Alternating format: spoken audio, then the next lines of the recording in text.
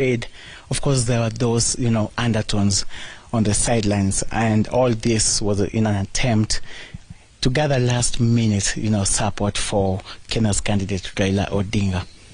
All right, there you have it. Let's take a look at the report. President William Ruto was a man on a mission at the African Union headquarters in Addis Ababa. Mr. President, Olive Bernstein is on TV. Hello, how are you? Ahead of tomorrow's vote. Relax. What have you been your priorities? You wait. What about African reform? You wait until the exclusive tomorrow. Okay.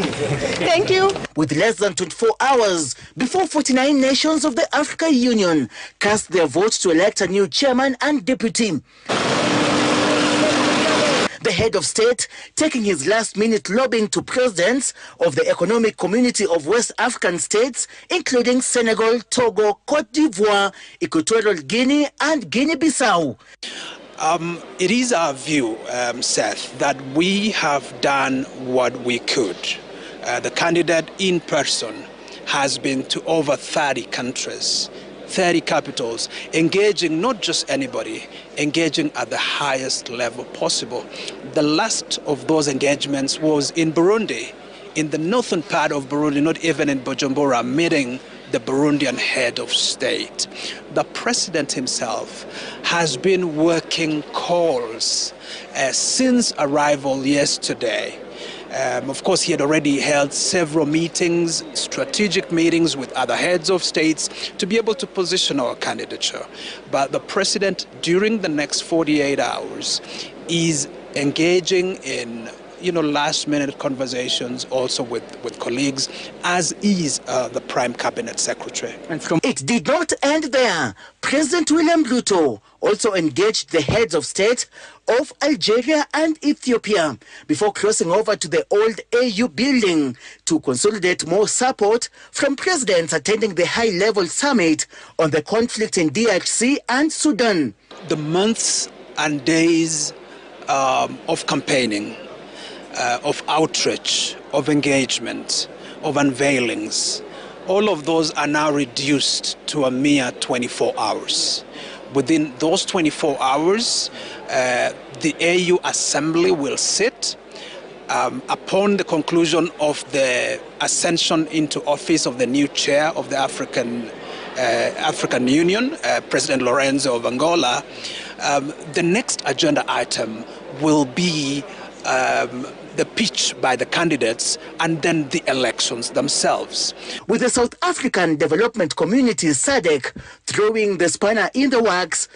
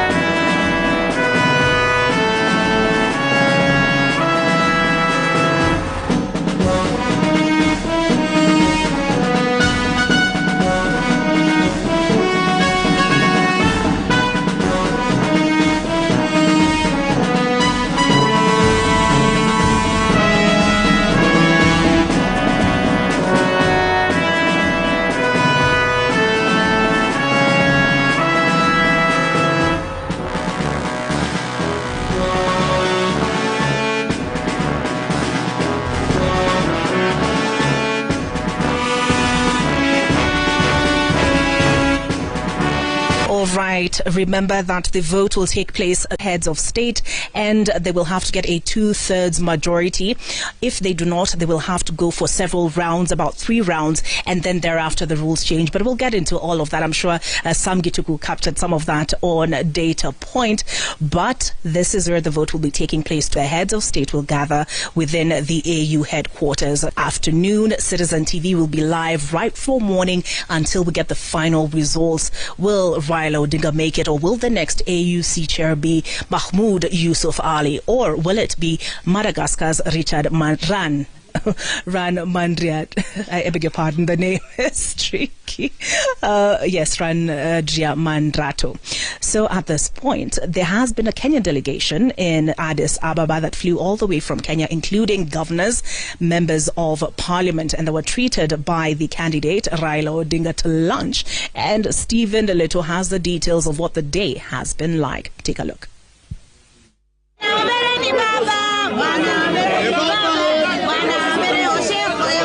It's very comfortable, it's very relaxed, it's in very high spirit. We had lunch together with the team here, and it's as relaxed as you'd take it.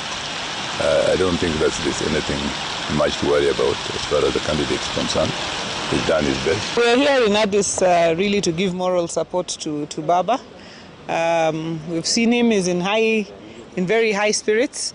So we are trusting God that we will go back home with good results, and the spirits are high, and we hope that it will be well, and we will go back home with a victory and the chairmanship of the AUC.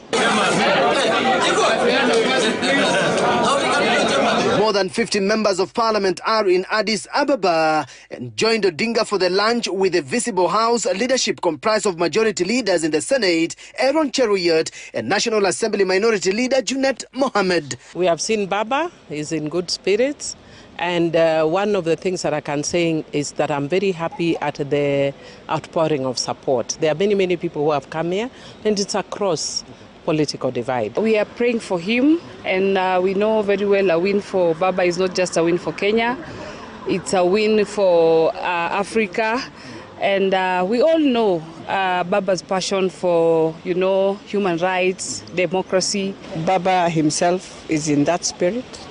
I believe he's one candidate among the very few who understands the corners of Africa. The lawmakers are refuting claims that they have been funded by the taxpayers' money to travel to Addis Ababa. I came on my own because of the solidarity, the patriotism, and the love I have for my country. I came on my own because I sold my bull cattle so that I can come here to witness history as a young Pan-Africanist, as a young man who loves Africa. We have met several people from across Africa who are here, and all of them are optimistic that Raila Odinga will clinch the seat in one first round. Tunamshika baba mkono, tunamuombea sana, tunataka hii kiti aichukue. Kenyan delegation, however, will not have access to the AUC headquarters, where the vote will take place tomorrow. Afrika mzima, tawala Raila, tawala. Tunakupenda sana, tunakupenda. Stephen Leto, Citizen TV, Addis Ababa, Ethiopia. We have had various people vouch support, countries that is vouch support for various candidates. Now, where Raila Odinga, because this time down they are calling upon member states now to back up a candidate for the African Development Bank position. And this is a circular that was shared yesterday, again very late. Now what that means in this particular circular, they're stating, they have not mentioned the name of the candidate, but they're stating that this particular announcement now comes about 36 hours after a similar announcement was made by the Secretary General of the South Africa Development Community, calling upon the 16 member states, encouraging them to vote for the Madagascar candidate, that is Richard Randriamandrato. And so, how SADC is issuing these circulars left, right, and center, it can only be interpreted by them. And this is what the principal secretary in the Foreign Affairs Ministry, that is Dr. Sing'oei, did clarify it yesterday. But I just want to show you, our viewers, what's happening where I'm standing. This is the VIP section entrance, but not for the heads of state, but for the ministers, for the ambassadors and high-profile representatives from various international agencies. At this point where he will make his way all the way to the plenary hall. Now, where does he sit upon arriving at the Nelson Mandela plenary? He will sit just behind the president. But right now, just some dignitaries, VVIPs, I'm being told that Obasanjo, the former Nigerian president, has just arrived, has just landed, and we expect him to, make his way here. We have a lot of eminent personalities when it comes to the diplomatic corps. We have former ambassadors, former heads of states like Olusegun Obasanjo, who's been really on the forefront, in shaping, the reality and the origin of the Kenyan candidates, Raila Amolo Odinga. Remember, the very first time that, that particular announcement was made was after President Obasanjo actually met Raila Amolo Odinga and also met President William Ruto. And so he is also one of the very key figures that, has arrived here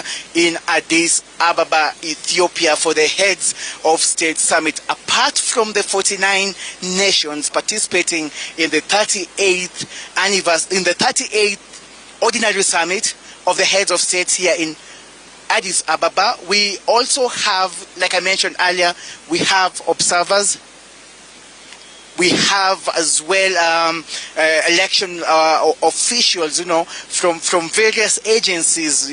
We also have international organizations. We have humanitarian, humanitarian organizations, representatives, the likes of the World Red Cross, World Red Crescent, all of them part and parcel. So it just tells you that how important and how significant this 38th Ordinary Summit of the African Union Heads of State is. And just to, remind you again, the people you're seeing right now arriving here at this particular VIP entrance should be ministers representing the 49 members of the African Union as it stands. I'm mentioning 49 because we know 6 person and deputy chairperson. So lots of dignitaries now making their way here.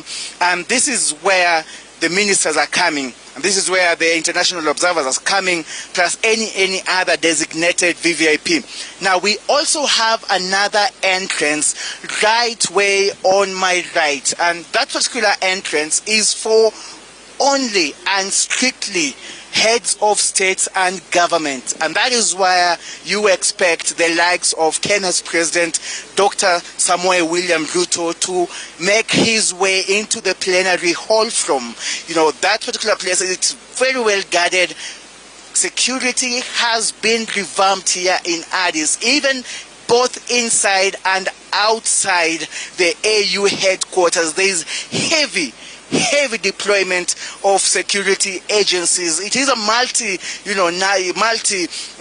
intersectoral, operation by the both Ethiopian authorities as well as,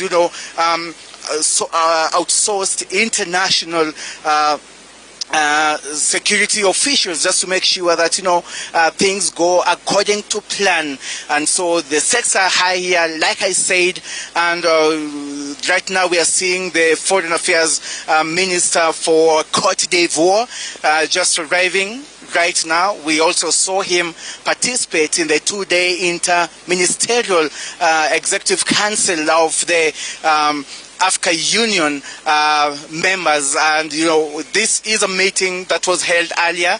It usually precedes the Heads of State Summit, and in fact, the resolution that was made by Interministerial Executive Council of the African Union is, what is going to be discussed. It is going to be ratified and it is going also to be adopted by the heads of state here. So even as we wait for the much anticipated commencement of today's agenda, we are here and we expect more.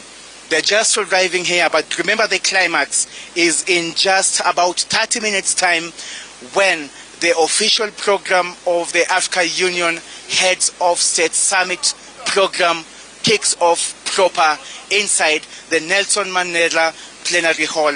That's the latest. Ayub Abdukadir.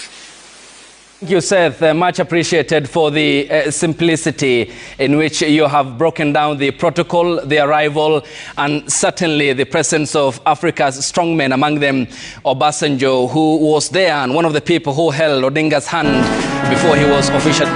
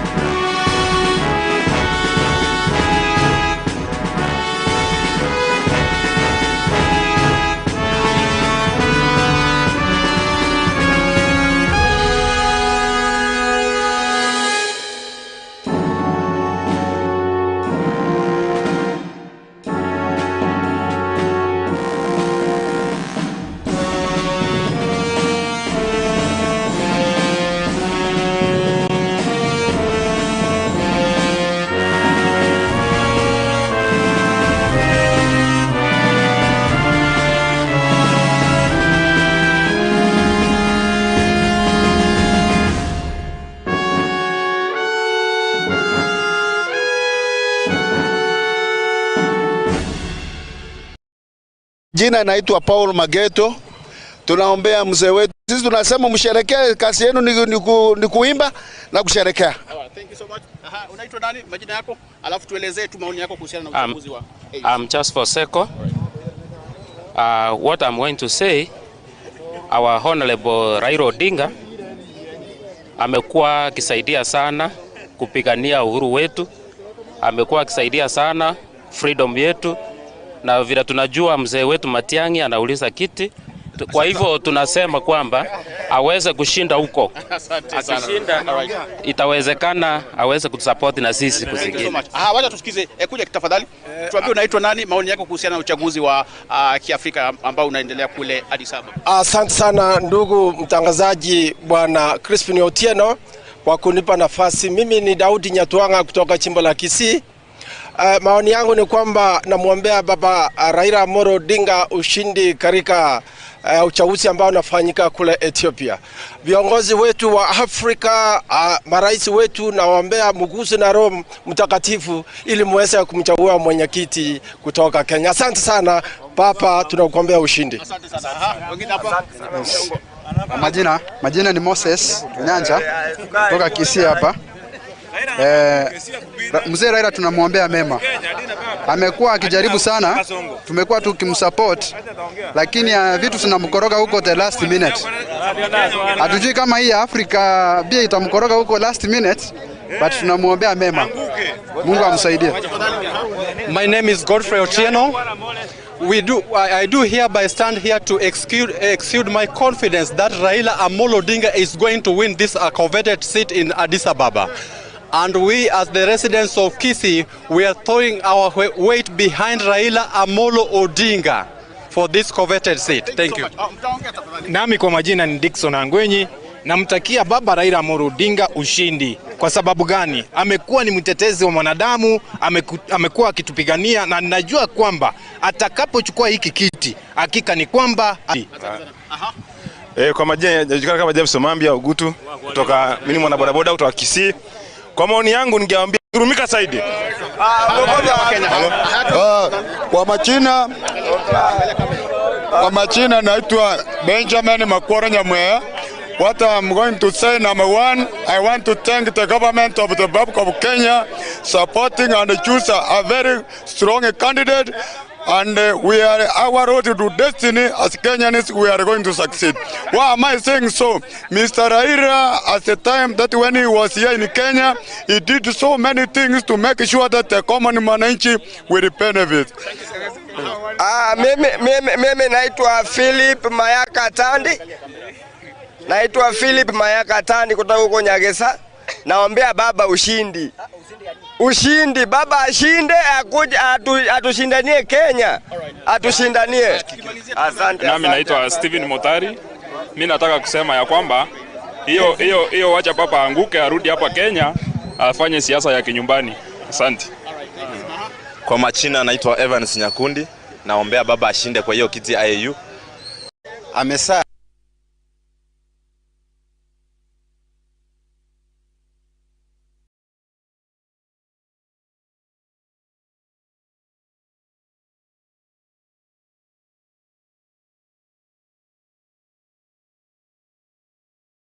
Welcome back. You're watching NTV tonight.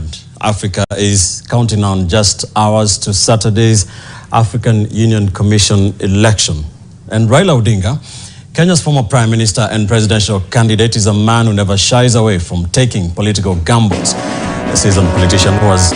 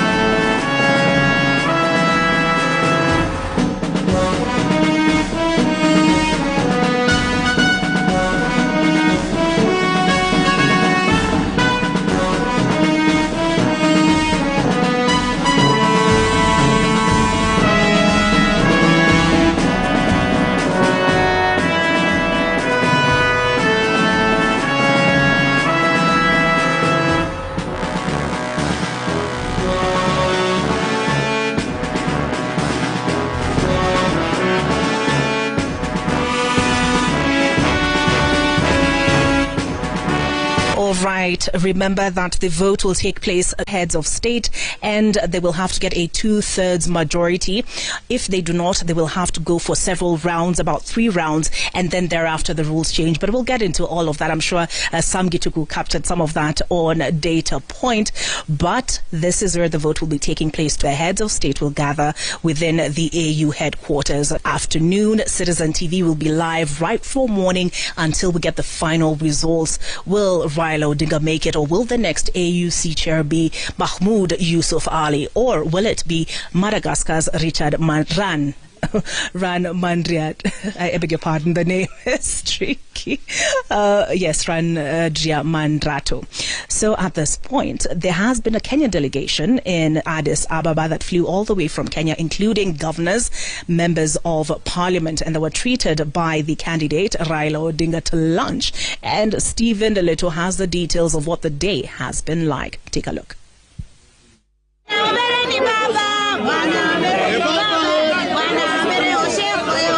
It's very comfortable, very relaxed, it's in very high spirit. We had lunch together with the team here, and he's as relaxed as you'd take it. I don't think that there's anything much to worry about as far as the candidate is concerned. He's done his best. We're here in Addis really to give moral support to Baba.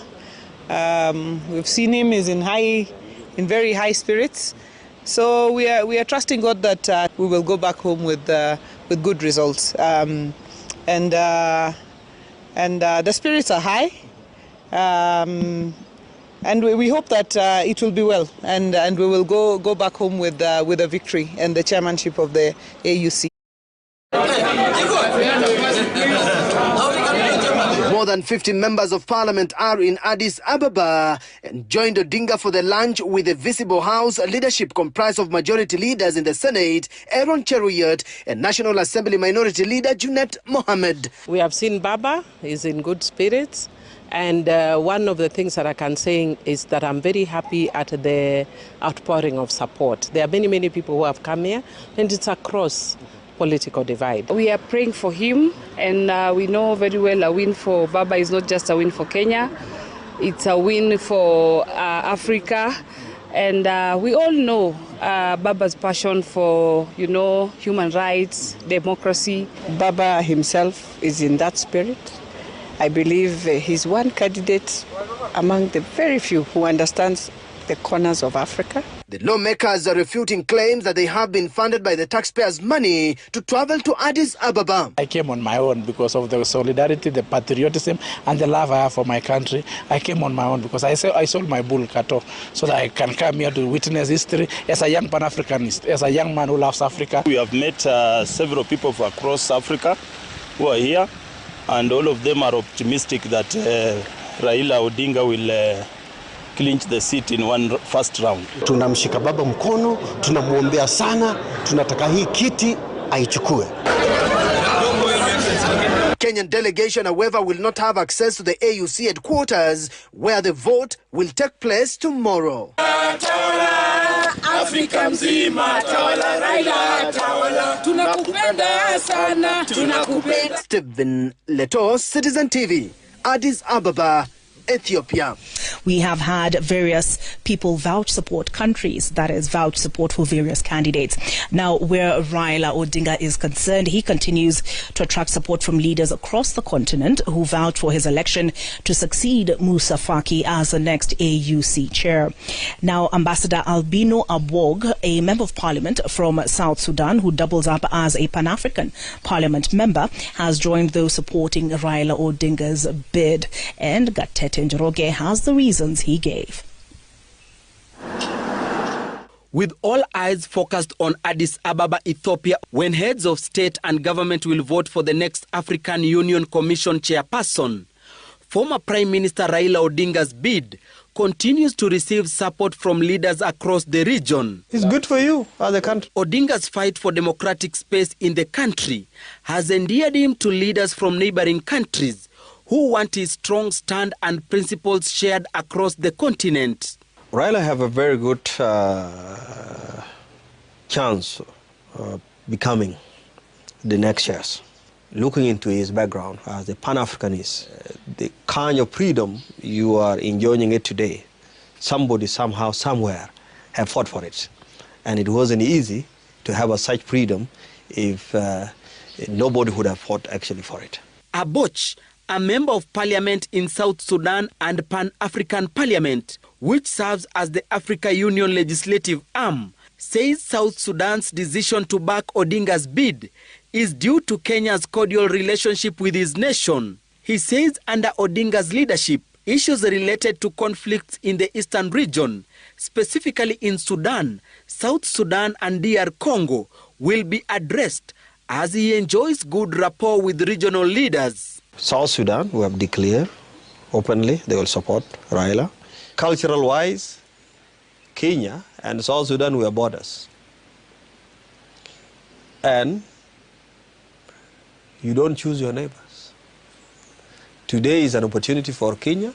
Tomorrow, who knows, could be an opportunity for South Sudan. Having served as a special envoy and engaged in AU activities, Aboch says Saturday's election will not be influenced by language and regional blocs, but will largely depend on how the three candidates have convinced the heads of state and the common interest among those nations. It is about the interests. What is Kenya offering to the other countries, and what is Djibouti is offering for other nations? Likewise, the other countries also, what are they offering it to the Kenya? Because every opportunity for Kenya is an opportunity for the region, is an opportunity for the continent. Aboch, who attributes Africa problems to poor leadership, unemployment, exploitation of resources, conflicts and tribalism, says the new leadership at the African Union Commission should focus on resolving the challenges head-on. If you win, I will tell him, as somebody who has been in the African Union, knowing a little bit, I will advise him and say, listen, you have to do 1, 2, 3, 4, and especially the use of the continent. See, young people from West Africa are going to Tunisia, dying at the sea. He has urged Kenyans to rally behind Odinga's candidature, who he says enjoys good support from Eastern and Southern African nations ahead of the elections. Gatete Njoroge, Citizen TV, Nairobi. All over. President William Ruto spent the better part of the day in bilateral meetings with the various leaders from different countries. Seth Olale puts the number at 6. In fact, he has been following the president around and covered some of his side events today. Seth Olale, do you have any indication of what was discussed at these meetings? Does it have to do with Raila Odinga's bid? Both, Olive, because even apart from the bilateral talks that also focused on issues to do with security, health, infrastructure, and trade, of course, there were those, undertones on the sidelines, and all this was in an attempt to gather last-minute, support for Kenya's candidate Raila Odinga. All right, there you have it. Let's take a look at the report. President William Ruto was a man on a mission at the Africa Union headquarters in Addis Ababa. Mr. President, Oliver, Citizen TV. Hello, how are you? Ahead of tomorrow's vote. Relax. What have been your priorities? You wait. What about African reform? You wait until exclusive tomorrow. Okay. Thank you. With less than 24 hours before 49 nations of the Africa Union cast their votes to elect a new chairman and deputy. The head of state taking his last-minute lobbying to presidents of the Economic Community of West African states, including Senegal, Togo, Cote d'Ivoire, Equatorial Guinea, and Guinea-Bissau.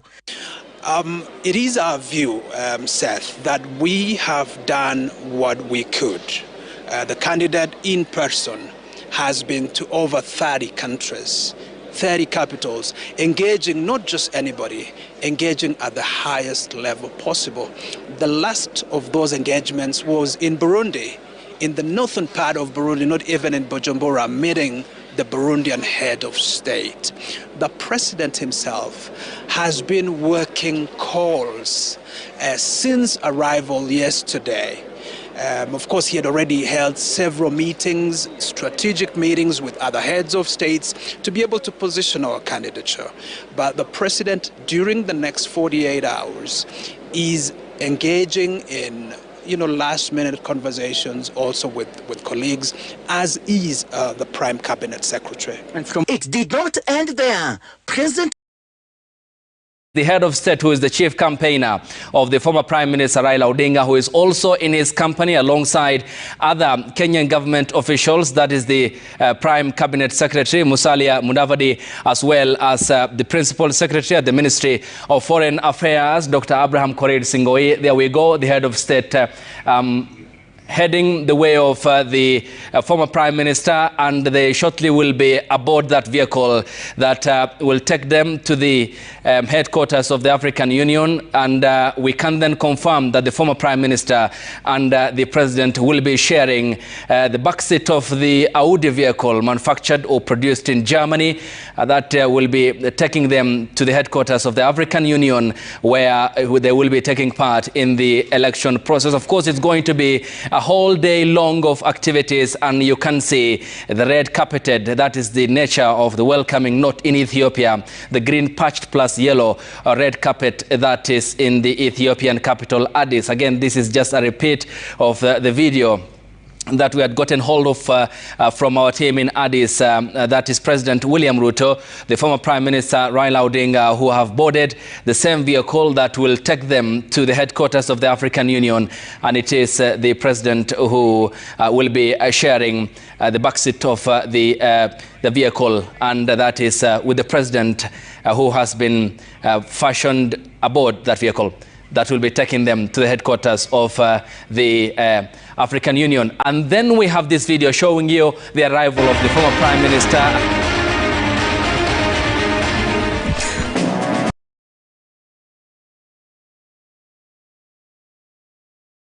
The former Prime Minister was sharing and directly heading to the headquarters of the African Union, where they will be getting to the plenary hall, where the voting will be underway alongside the other activities of the day for the heads of state and governments from the African Union.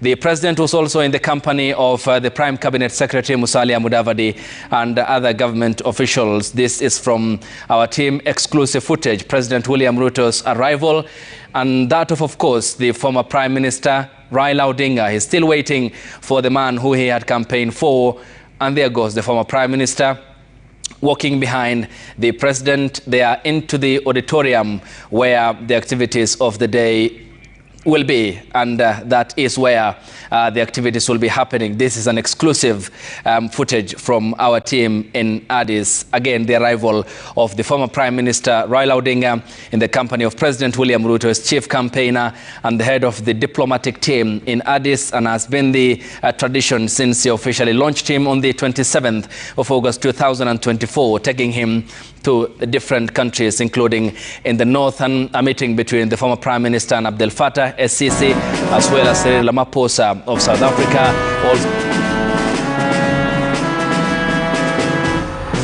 It's tricky. Yes, Ran.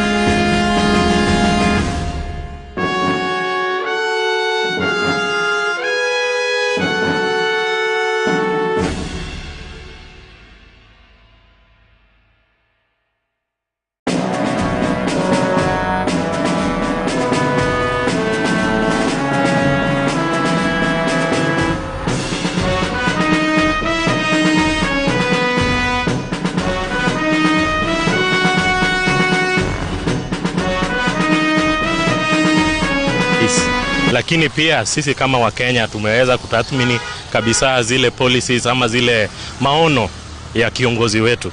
Na kama kijana kuna jambo moja sana nimependa sana. Amekuwa akizungumzia hii mambo ya kuwa na passport moja ya African Union.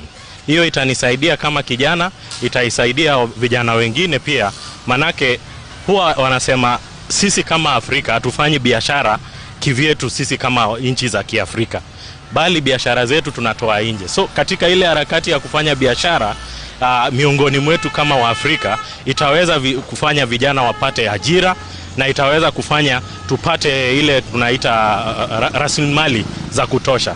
Cha pili, ukiangalia Raila kuwa pale itasaidia Kenya kwa sababu itaweka Kenya kwenye ramani ya ulimwengu. Na kama sisi vijana ambao tunasafiri ama tuko na nia ya kusafiri, utapata kila wakati utakapokuwa unajitambulisha kama Mkenya, watu washajua Kenya ni nchi gani, iko wapi, so haitakuwa jambo geni kwao. Na vile vile ningependa kuomba sana, tafadhali, ni vizuri kuwa patriotic. Hii mambo yenye watu wanaongelea nini, huyu ni kiongozi wetu, na kabla akuwe hata kiongozi ni Mkenya mwenzetu.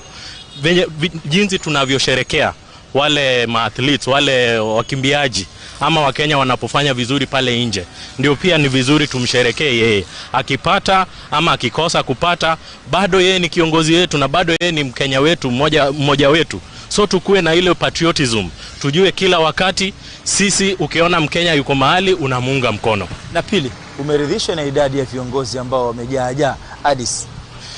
Kidogo nimeridhishwa, lakini pia kidogo nilikuwa na wasiwasi, manake wajua hatujapata. Na kuna wale maraisi ama kuna wale viongozi watakaopiga kura, wakiona zile mbwembwe na venye watu wanashangilia nini pale kabla ya kura, pia inaweza fanya mtu abadilishe fikra yake. Asante. Maoni yako kwa kifupi sana, majina? Kwa majina naitwa Julius Ogogo. Mimi ni Mkenya na Mkenya halisi. Mimi kama Mkenya halisi, sisi tunamwombea rais na tulimwombea Raila ili apate hii kinyanyira ambao sahi ako, lakini Raila mwenyewe ni mtu ambao ni mtu wa demokrasia, ni Mkenya ambao asampigania nchi. Raila sio mgeni kwa mambo ya Afrika, ni mtu ambao asapigania, lakini kitu ambao yani tunakosea ni ile umati ya watu wa bunge ambao walifuata Raila huko Addis Ababa. Haikuwa a political contest. Hii ilikuwa ni kuwa Raila alikuwa tayari afanye nini, apate ili tayari awe kama chawa AAU, lakini sio mahali pa kuwa tayari watakimbia huku na huku ati watu wanatoka umati ya watu. Sana sana mimi nimekosea magovernors ambao nimeona pale. Unaona counties wote tayari hawana pesa nini, yote ilikuwa natakana wakae hapa chini wafanye kazi yao. Asante sana. Naam, kutoka county ya Mombasa basi tunayafululiza hadi mji wa Addis Ethiopia, tuweze kuzungumza naye Seth Olale ambaye yuko mjini Addis Ababa Ethiopia. Kutoka kwangu basi nakupeleka Seth Olale akiwa nchini Ethiopia.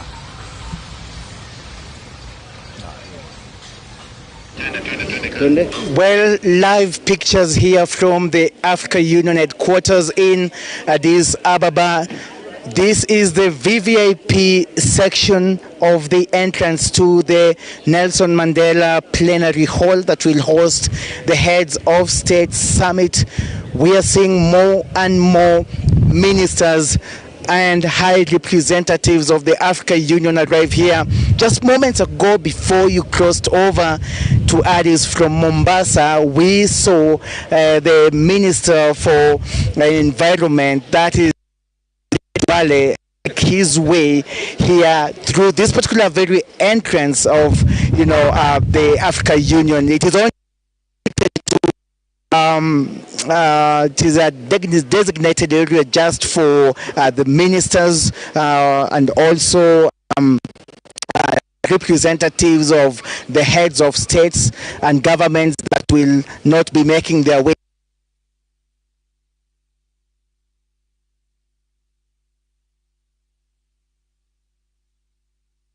The live pictures coming to you from the VVIP section in the Ethiopian capital, Addis Ababa, where the arrivals of the heads of state and government is now ongoing. And this, of course, includes the presidents from the different parts of the continent there, safeguarded by the security agencies in Ethiopia. This is the African Union headquarters precincts, where it's now all action underway, where the arrivals, as you had seen, of different heads of states and government is now on, including that of President William Ruto, who arrived with the former Prime Minister Raila Odinga. And there we go, is now the Nigerian delegation headed by President Tinubu, who are now arriving. Shortly we'll be having those live pictures, but what you can see on your screens at the moment that of President William Ruto and the former Prime Minister who had arrived at the headquarters of the African Union, where we had seen the head of state also in the company of the former Prime Minister walking into the plenary hall where they will be taking part in the other activities of the day. And this is the exclusive footage of our team there in Addis, where that will be underway, and with the culmination of the elections that will see the election of the African Union chairperson and the deputy chairperson that will be, of course, decided by the Assembly of the Heads of State and the 6 commissioners, of course, appointment that will be confirmed by the plenary, given the developments that will be happening and the agenda of the day, which will see the African continent by evening have a new chairperson who will be taking over from Musa Faki Mahamoud, whose tenure has expired after coming to the office first in 2017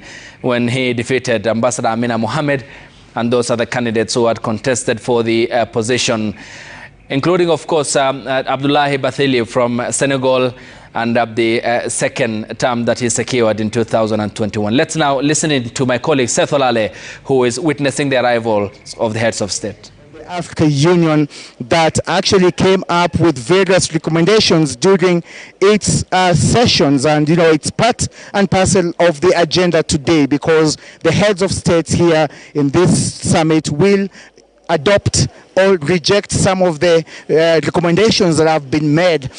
One key recommendation that was made by the intersectorial, interministerial executive council was, to discuss the issues regarding Sudan and the Democratic Republic of Congo, the escalation, the humanitarian crisis, and they are calling for an immediate ceasefire. And not only that, they also want peacekeepers in that particular country to be added and revamped in order to prevent, further loss of lives and property.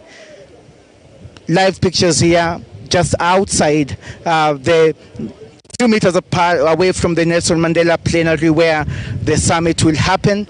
What you're seeing here is the arrival of various ministers and appointees, high-level representatives for various countries of that part and parcel of the 49 member nations that are taking place, that are participating in today's program. And just briefly, let me just take you through what we expect to happen today. The agenda that was earlier passed on by the Council. Remember that the Council is the Secretariat of the African Union, and according to the program that I have right now is that we're going to have an opening ceremony that will kick off with the singing of the African Union anthem. Thereby, after, we're going to have statements from various speakers of this particular summit, and then after that we're going to have announcements by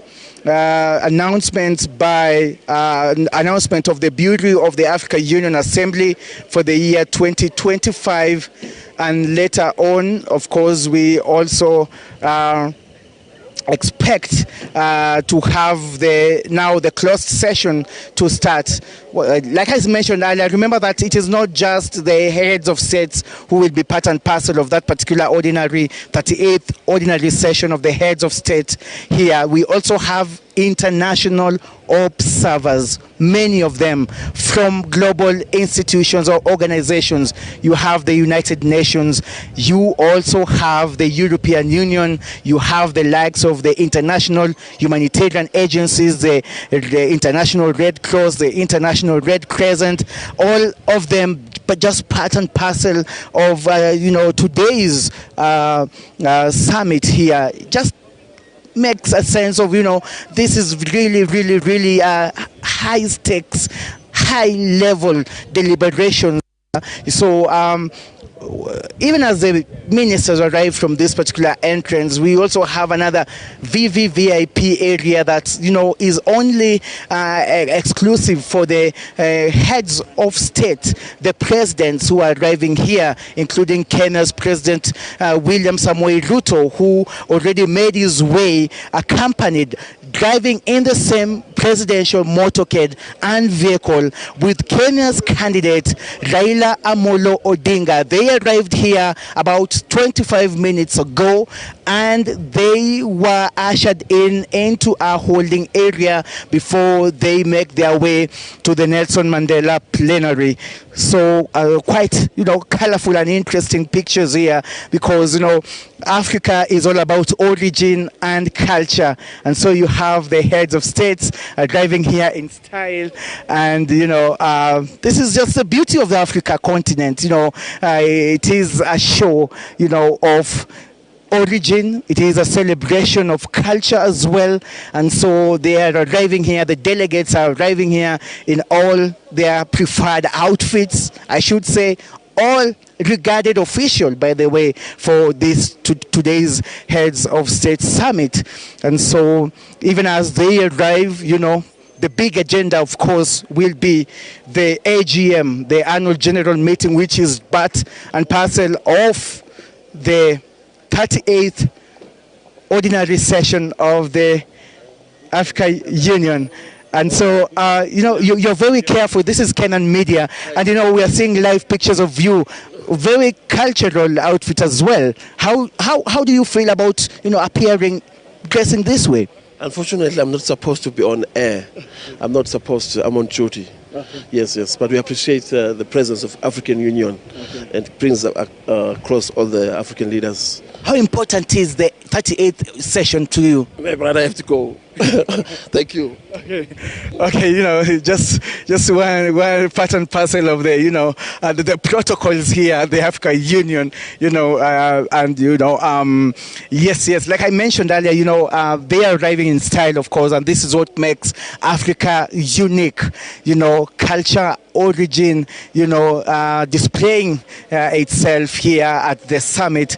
But if you can just go back to the program, like I mentioned earlier, you're going to have the AU anthem. We're going to have statements or announcements on moderation, how this summit will be conducted, and then we're going to have the announcement of the Bureau of the Africa Union Assembly for the year 2025. We're going to have the launch of the Africa Union theme of the year 2025. After that, all the delegates and the heads of state inside that particular Nelson Mandela plenary will walk out for a photo session that will take only 5 minutes.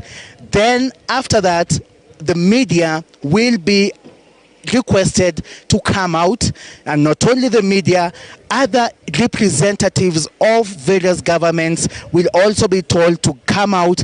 Only observers and high dignitaries will be left inside, because it will be a closed session. Now, what will happen in this particular closed session of today's ordinary session of the AU, we will have the adoption of the agenda and organization of work.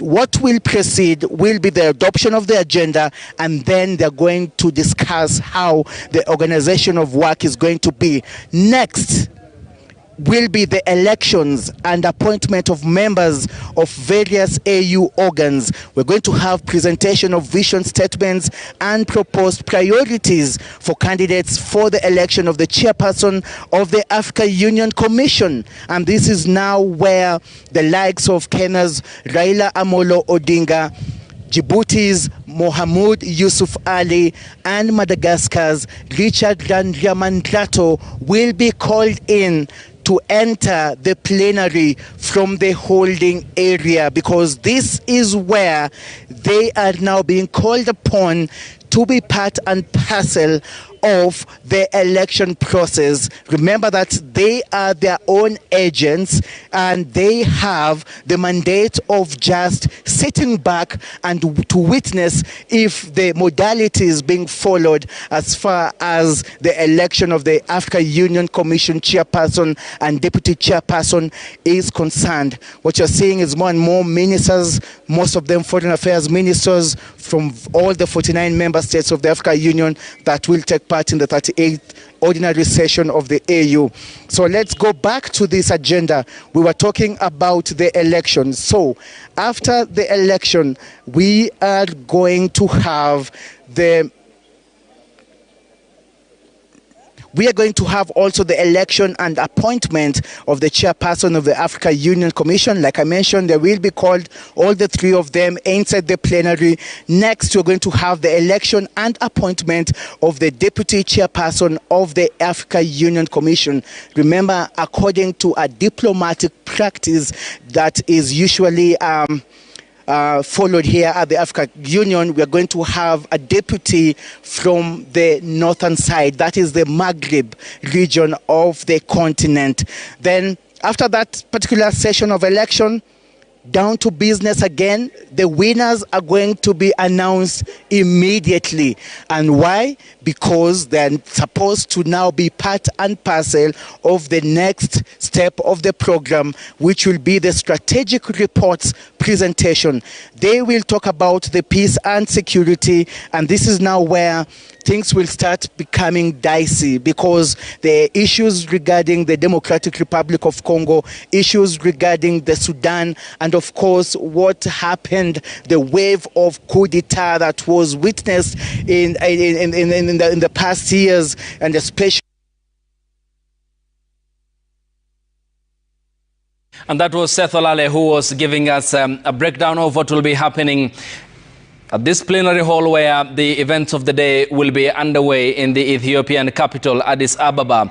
And this is also the place where the voting will be taking place as to who between Kenya's Raila Odinga, Madagascar's Randriamandrato, and Djibouti's Mahamoud Ali will be the next chairperson of the African Union Commission, and also their deputy, whoever that will be, of course, considering the gender representation that was introduced following the 2018 resolution by the African Union, and that of course regards the representation aspect of it and the rotational policy, which was as well introduced at the time in 2018. You're watching this special broadcast that, of course, focuses on what will be happening later in the day from the Ethiopian capital, Addis Ababa, where it is the moment of truth and Raila Odinga's big day in Addis. Previously, we had seen his arrival at the headquarters in the company of the president after they had breakfast. And this is still pictures live from the Ethiopian capital, Addis, by our team, exclusively giving you the live coverage of the arrivals of the heads of states and governments with regards to, of course, what will be happening in the course of the day. Back in studio, my team of analysts are still with me here to give us an account of what will be happening and what will be looking into some of the factors for consideration and the last-minute diplomatic maneuvers done by the Kenyan team in the capital, in the Ethiopian capital, Addis Ababa. On my immediate right is Professor Maxwell Miawa, constitutional law scholar and an advocate of the High Court. Much appreciated and good morning. Thanks. Your presence is highly appreciated. Ahmed Hashi is also a governance commentator, also diplomatic commentator, joins us this morning here on the broadcast. Good morning. Ayub, it's glad to be here again. Glad to have you as well. We are also joined by Gordon Kachola, who is foreign policy commentator. Gentlemen, your time is all appreciated. And we had an hour-plus coverage of what will be activity field day from the Ethiopian capital, Addis Ababa. First, beginning with you, Gordon, what's your take of all that is happening? Has enough been done? And what does that picture of the president in the company of the former prime minister arriving at the AU headquarters project of the man who he has thrown his weight behind to support his cause for the continental job? Thank you, Ayub. When I look at those pictures, one thing is clear. I see a committed man, intentional, and somebody who is all out to get this back home to Kenya. It's encouraging to see what President Ruto is doing so far, unlike what happened in the last contest that Kenya represented someone, or Kenya took in someone to compete for that position. This time around, we've seen a lot of energy, a lot of commitment to bring that seat back home. Yeah. Ahmed, what do you make of the discussions we had here today, the D-Day, and you can see how Addis is expecting the outcome as to who then takes over from Musa Faki Mahamat? Probably this is the most important political situation in Africa today, because the idea of bringing this continent together is gaining steam across the continent, because we're now clearly about to understand that nation states in this continent need to have their crises solved, and it cannot be solved internally. The old idea of non-interference in the internal affairs of another country in Africa is dead. Because you could see what's going on today in the DRC, where the troops from this rebel movement are about to capture Bukavu. And I put it to you, Ayub, that is going to cause immediate reaction in the African Union today, because the entire issue of the Great Lakes is an emergency, and I'm sure it's going to have a profound impact on the elections that are coming today. As a Kenyan, of course, we all wish our candidates the best. I mean, it would be very unfair for me as a citizen of this country and as a senior citizen not to wish the former Prime Minister the best of luck. But as you know, in my view, I think that this region, a lot of places in this Africa are very anti-Kenyan. They feel that Kenya is a very strong state, and giving them power in the AU is going to push the agenda of Kenya even more so. So my views remain the same from last time. Which is? Which is, I believe the Prime Minister is going to lose this election. But you nonetheless wish him the best. But I nonetheless wish him the best. But I believe that the obstacles are so huge that it's, you know, someone said that I think you're the bravest man I've met. And I said, why? I said, because you just speak your mind. I said, no, it's not about speaking my mind. This is about telling the people of Kenya, this alternative universe is there. There's another alternative universe. They can get an informed idea. We're a maturing democracy. We should be able to make some room for different views about what's going on. Okay. Prof, what's your take? Of course, I take a very strong divergence, divergent views from my colleague. Of course. Who, of course, today I realize we went to the same university. By the way, he's my junior from the same university. So I think you should accord me a little bit of respect. Thank you so much. I think the divergence comes in this way. For the first time, we see the exportation of the Kenyan brand of politics into the continent. I think one thing for certain that this speaks to, but I think it's largely because of the nature, the character, the charisma of who Raila Odinga is, together with the charisma of William Ruto. We are seeing for the first time the politicization of the African continental diplomacy. This is something that is highly unprecedented. I mean, we saw elections before. We have had at least 4 AU chairs. But we did not see as much fireworks. That's true. As much vibrance, as much vigor and rigor into the election campaign. This tells you that Kenya has got something new, something great to offer. The Africanization, the Africanization of the politics of diplomacy that has been brought by 2 prominent Kenyan individuals, Raila Odinga on the one hand and William Ruto on the other hand, is perhaps going to give us something new. Whether Raila Odinga wins this or he doesn't win it, the African brand of diplomacy from today, particularly at the top level of AUC leadership, has changed and will be changed for quite a great long time, thanks to William Ruto and Raila Odinga. And Gordon, when you look at the individuals who have been leading Odinga's campaigns, either directly or indirectly, Obasanjo, President William Ruto, and the Secretariat, you have seen even the last-minute campaign following up on President Evariste Ndayishimiye up to the north, out of the capital, Bujumbura, in Burundi, just to make sure everything is intact and in the right place. What does this tell us, or what does it project of these campaigns by weights that you can never rule them out when it comes to politics and diplomacy? Well, there are 2 things in this campaign. One is the political aspect of it, which Professor Miao has talked about. Then there is the diplomatic aspect of it. And one thing that is clear, President Ruto had this in mind while he was crafting the Secretariat. He crafted a Secretariat that is highly diplomatic, that is scathingly neat as far as diplomacy of Africa is concerned. Look at, for example, the Secretary General of IGAD leading the team. It clearly shows you the weight with which President Ruto took this as far as diplomacy is concerned. All the diplomatic rigors is taken care of. Then there is the political aspect of it. The political aspect of it, the president has sorted out, because he did not leave this to the Secretariat alone. He ensured that he went out of his way, even up to last minute, like yesterday in the evening. He was still meeting heads of states and governments across Africa to pursue this agenda to the last course. Why is he doing this?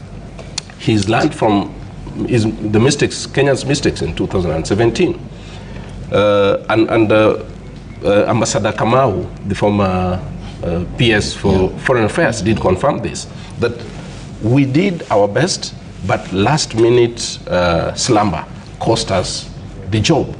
This time round, the president is not taking this to chances. He's ensuring that even if the result doesn't come out as we expect, but Kenya shall have done its best in this. I agree with Professor Miawa that the diplomacy in its practice will change drastically beginning today.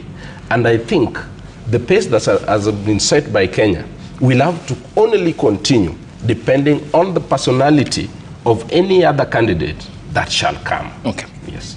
And Ahmed, have we learned the pitfalls from the 2017 loss of Ambassador Amina Mohamed leading to the birth of Musa Faki Mahamat? I don't think we have, because I was there at the Foreign Office at that time, and without saying very much, I was of the view that there was going to be betrayal by Djibouti, for an example. The same Djibouti we're competing against.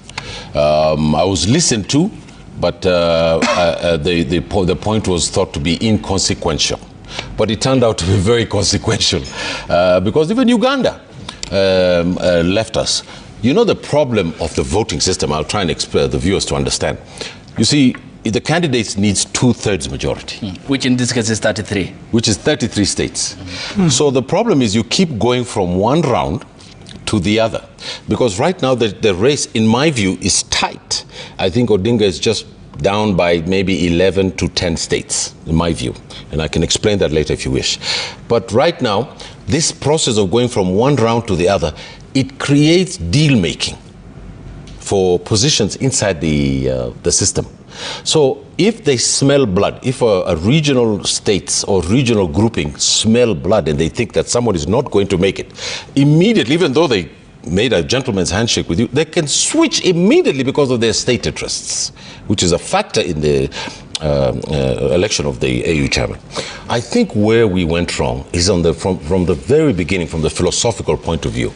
The permanent secretary for the Ministry of Foreign Affairs, Mr. Korir, an astute, competent permanent secretary, no question about that, just disagree with him about the issue, is that his philosophy was that there are certain inalienable state interests that guide the election to the AU. Now, you see, that, if that were true, then there would not be an Islamic council, which is made up of 30 states. And about 28 of them have already committed to the candidate from Djibouti. If there was no other cultural issues, for an example, the problem of South Africa and Donald Trump, which I've explained before, the Americans are not happy with some states that may support Odinga, particularly because South Africa and Donald Trump have a diplomatic tiff, as you know, in the last week. Today, as we speak, the troops of Rwanda supported, let me say, Rwanda has denied that it supports the M23 troops. They are going to Bukavu. The first battalions have entered Bukavu last night. That's a huge game changer. The question is, will they stop or will they go to Kinshasa? And you know Bukavu is right next to Burundi. There is a chance that there's going to be conflict in the next 48 hours if those people don't stop and go back to where they started, because Burundi will try and defend its borders. So I think that the DRC, the Gulf of Guinea states, and all those states that are there, will be talking about sanctioning Rwanda there in the AU, and Kagame is gone there. This will have an impact on the vote, because Kenya will be asked, what is your... And Kenya is a major player in the DRC's conflict resolution process, as you know, and as my learned colleagues on the left and right know. So I think that that's an unfortunate thing that has happened there in the DRC, and I think that the effects on the election is going to be felt before we are done with this interview. All right, Prof, I'll come to you, but first let me engage Enoch Muswe, who is joining us from the county of Machakos as part of the series of lives across the county to monitor the situation across the continent, Masai, that is, then it's in the county of Kajiado, to give us a feel and the expectations of the public. What can you tell us, Masai, and having talked with the people and the expectations for the day ahead of the elections?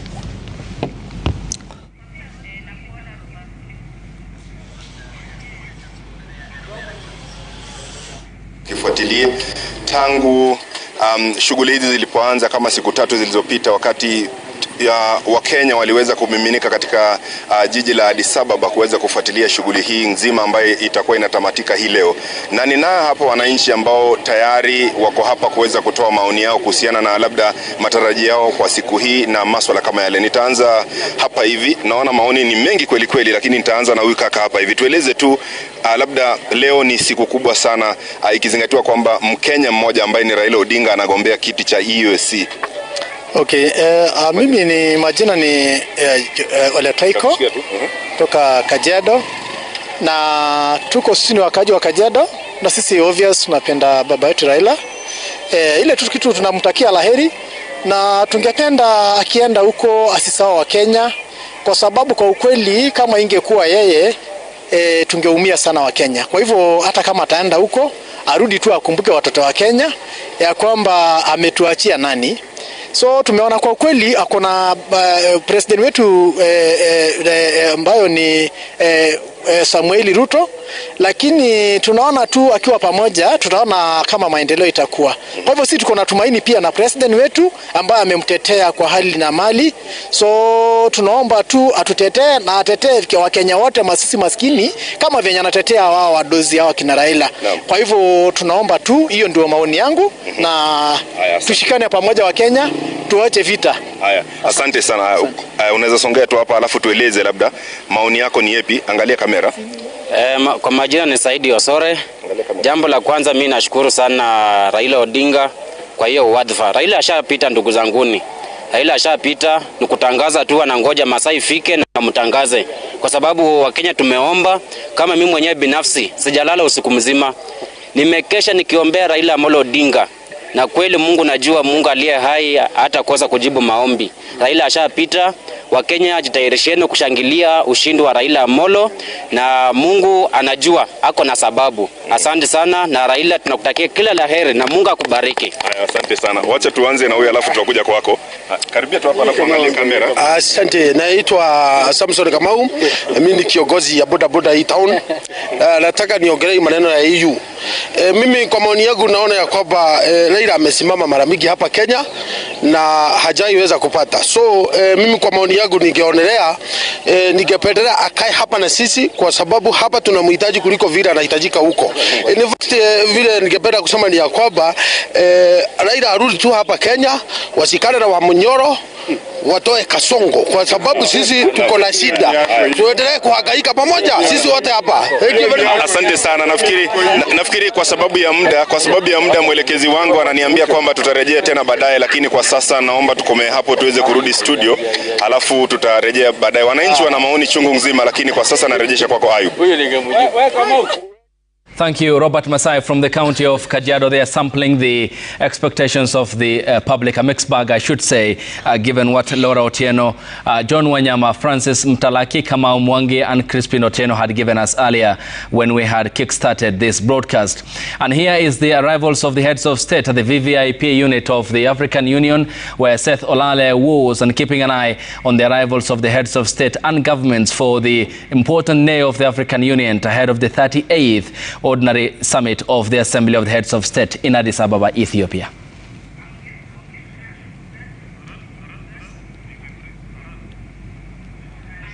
live pictures from the Addis Ababa VVIP presidential entrance area. Heads of states from the 49 member states of the African Union are arriving there. You can see the Mauritius president there, his official presidential motorcade making its way here at the Nelson Mandela plenary. This is a highly guarded and protected area. It is only meant for the heads of states and governments, their ministers, their aides, all of them being instructed to use a different entrance area.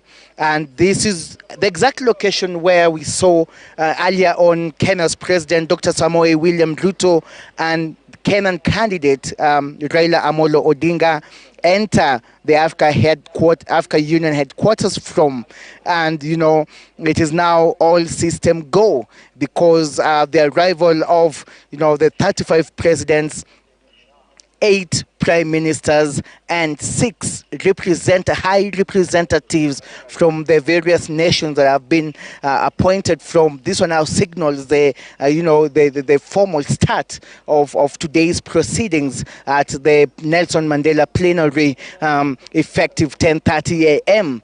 And like I mentioned earlier before, the president of the Republic of Kenya, that is Dr. Samoei Ruto, drove drove in the same vehicle with Kenya's candidate Raila Amolo Odinga, even as they made their way at the VVIP entrance. And, you know, thereafter, both of them were ushered, you know, into a holding area. That has been the practice, but, you know, it was I wouldn't say opposite, but it was a very different reception from what we've seen from, you know, the likes of Djibouti candidate in the AUC chairperson, that is Mohamed Youssouf Ali, who, you know, arrived at the other VIP section designated for ministers and high representatives of, you know, heads of government. So quite low-key, but, you know, also very, very much significant. This is just part and parcel of protocol, nothing to read much from there. How the candidates for various positions here arrive here at the African Union headquarters really doesn't matter. It is just you know, diplomatic procedure for, you know, how you choose to arrive. And, you know, President William Ruto and the Kenyan candidate Raila Odinga just chose to drive in the same car and to arrive together, you know, unlike the Djibouti candidate who we saw entering through an alternative entrance that designated for, you know, ministers. And it serves right, because, you know, the Djibouti candidate for the Africa Union Commission chairperson is also the Foreign Affairs Minister for Djibouti, and he was here actually way early for the 2-day Interministerial Executive Council of the Africa Union, which, you know, came up with various recommendations, and it is on the basis of their report that the heads of state here during this 38th Ordinary Summit are going to deliberate to either adopt or, you know, or drop some of the recommendations made by the Interministerial Council, you know, of the Africa Union. So a very, very, very busy morning here at the Africa Union headquarters in Addis Ababa. Like I said, security has been beefed up. We've seen roads, you know, some roads, some access roads to this particular building, you know, have been closed. We've seen roads barricaded. We've seen traffic diverted. It's a very, very momentous, you know, moment for Ethiopia itself, and especially when the Africa Union hosts the Heads of State Summit. You know, our business almost comes to a standstill, and especially in Addis Ababa's central business district. You can imagine assembling a total of 35 presidents and, you know,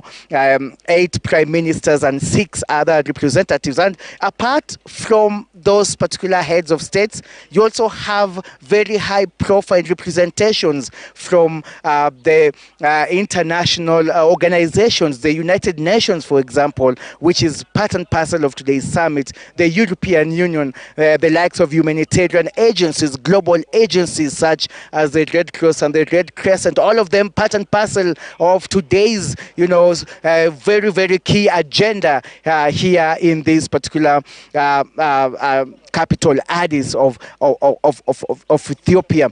And so right now, any moment from now, viewers, we expect the official anthem for the AU to be presided over by the military by the Ethiopian forces, and thereafter we will have brief comments from speakers just to bring the meeting to order. But thereafter there will now be the unveiling of the reports, and one of the reports will be the minutes and held during the 37th summit last year here in Addis Ababa, and then thereafter there will also be adoption of reports from the Interministerial Executive Council of the AU that was attended by various up to close to 49 foreign affairs ministers. We saw the Prime Cabinet Secretary and also the Foreign Affairs Minister for Kenya being part and parcel of those particular talks that, among others, discuss issues to do with how the election will be held, the election of the African Union Commission Chair and the Deputy. We also saw the 6 commissioners of this particular secretariat of the AU also elected. We saw other representatives of the AU organs being elected, from by the various ministers. So it is upon that report that the heads of state here are going to adopt some of the discussions there. But also remember that the Interministerial Executive Council of the AU did discuss issues to do with peace and stability in the Democratic Republic of Congo, in the Sudan, and in other countries that experience a wave of coup d'etat in the recent years, both in Central Africa region and West Africa in particular. So this also the issues about immigrants, crossing over the Mediterranean to the Mediterranean Sea all the way to Europe. These were also just part, and parcel of the discussions here during the 2-day Interministerial Executive Council of the African Union. And so what we are being told is that the program actually has formally started, and we're going to go back and, discuss this. There is Seth Olale giving us an account of the arrivals of the heads of state and governments arriving at the headquarters of the African Union, streaming in. Among the countries that we had managed to spot out include Nigeria, Algeria, Angola, and of course representatives from the diplomatic corps in Ethiopia with regards to the United Arab Emirates, the European Union, and other countries that are taking keen interest in the election that will be happening of the African Union Commission Chairperson and the Deputy Chairperson. That will be done by the Assembly of the Heads of State at the plenary, where that will be underway, and will be keeping an eye when that proceedings will be underway from Addis in Ethiopia. And our team standing by to give us an assessment of what the outcome will be when the voting will be done by the heads of state. Amongst the other issues, of course, that they will be tabling this morning, part of the agenda will be how to resolve the crisis in the Democratic Republic of the Congo that is spiraling out of control following the SADC meeting and the East African Community, which brought together the heads of state from the countries in the south and in the east that were co-chaired by President William Ruto, Kenya, and his Zimbabwean counterpart Emerson Mnangagwa, as to how to resolve the conflict and bring together the warring parties in Eastern Democratic Republic of the Congo, as pointed out by my panelists here. Prof, before I come to you, allow me to get hold of Enoch Musui, who is standing by in the county of Machakos, to give us also an account of what's happening in the county of Machakos. Enoch, good morning to you.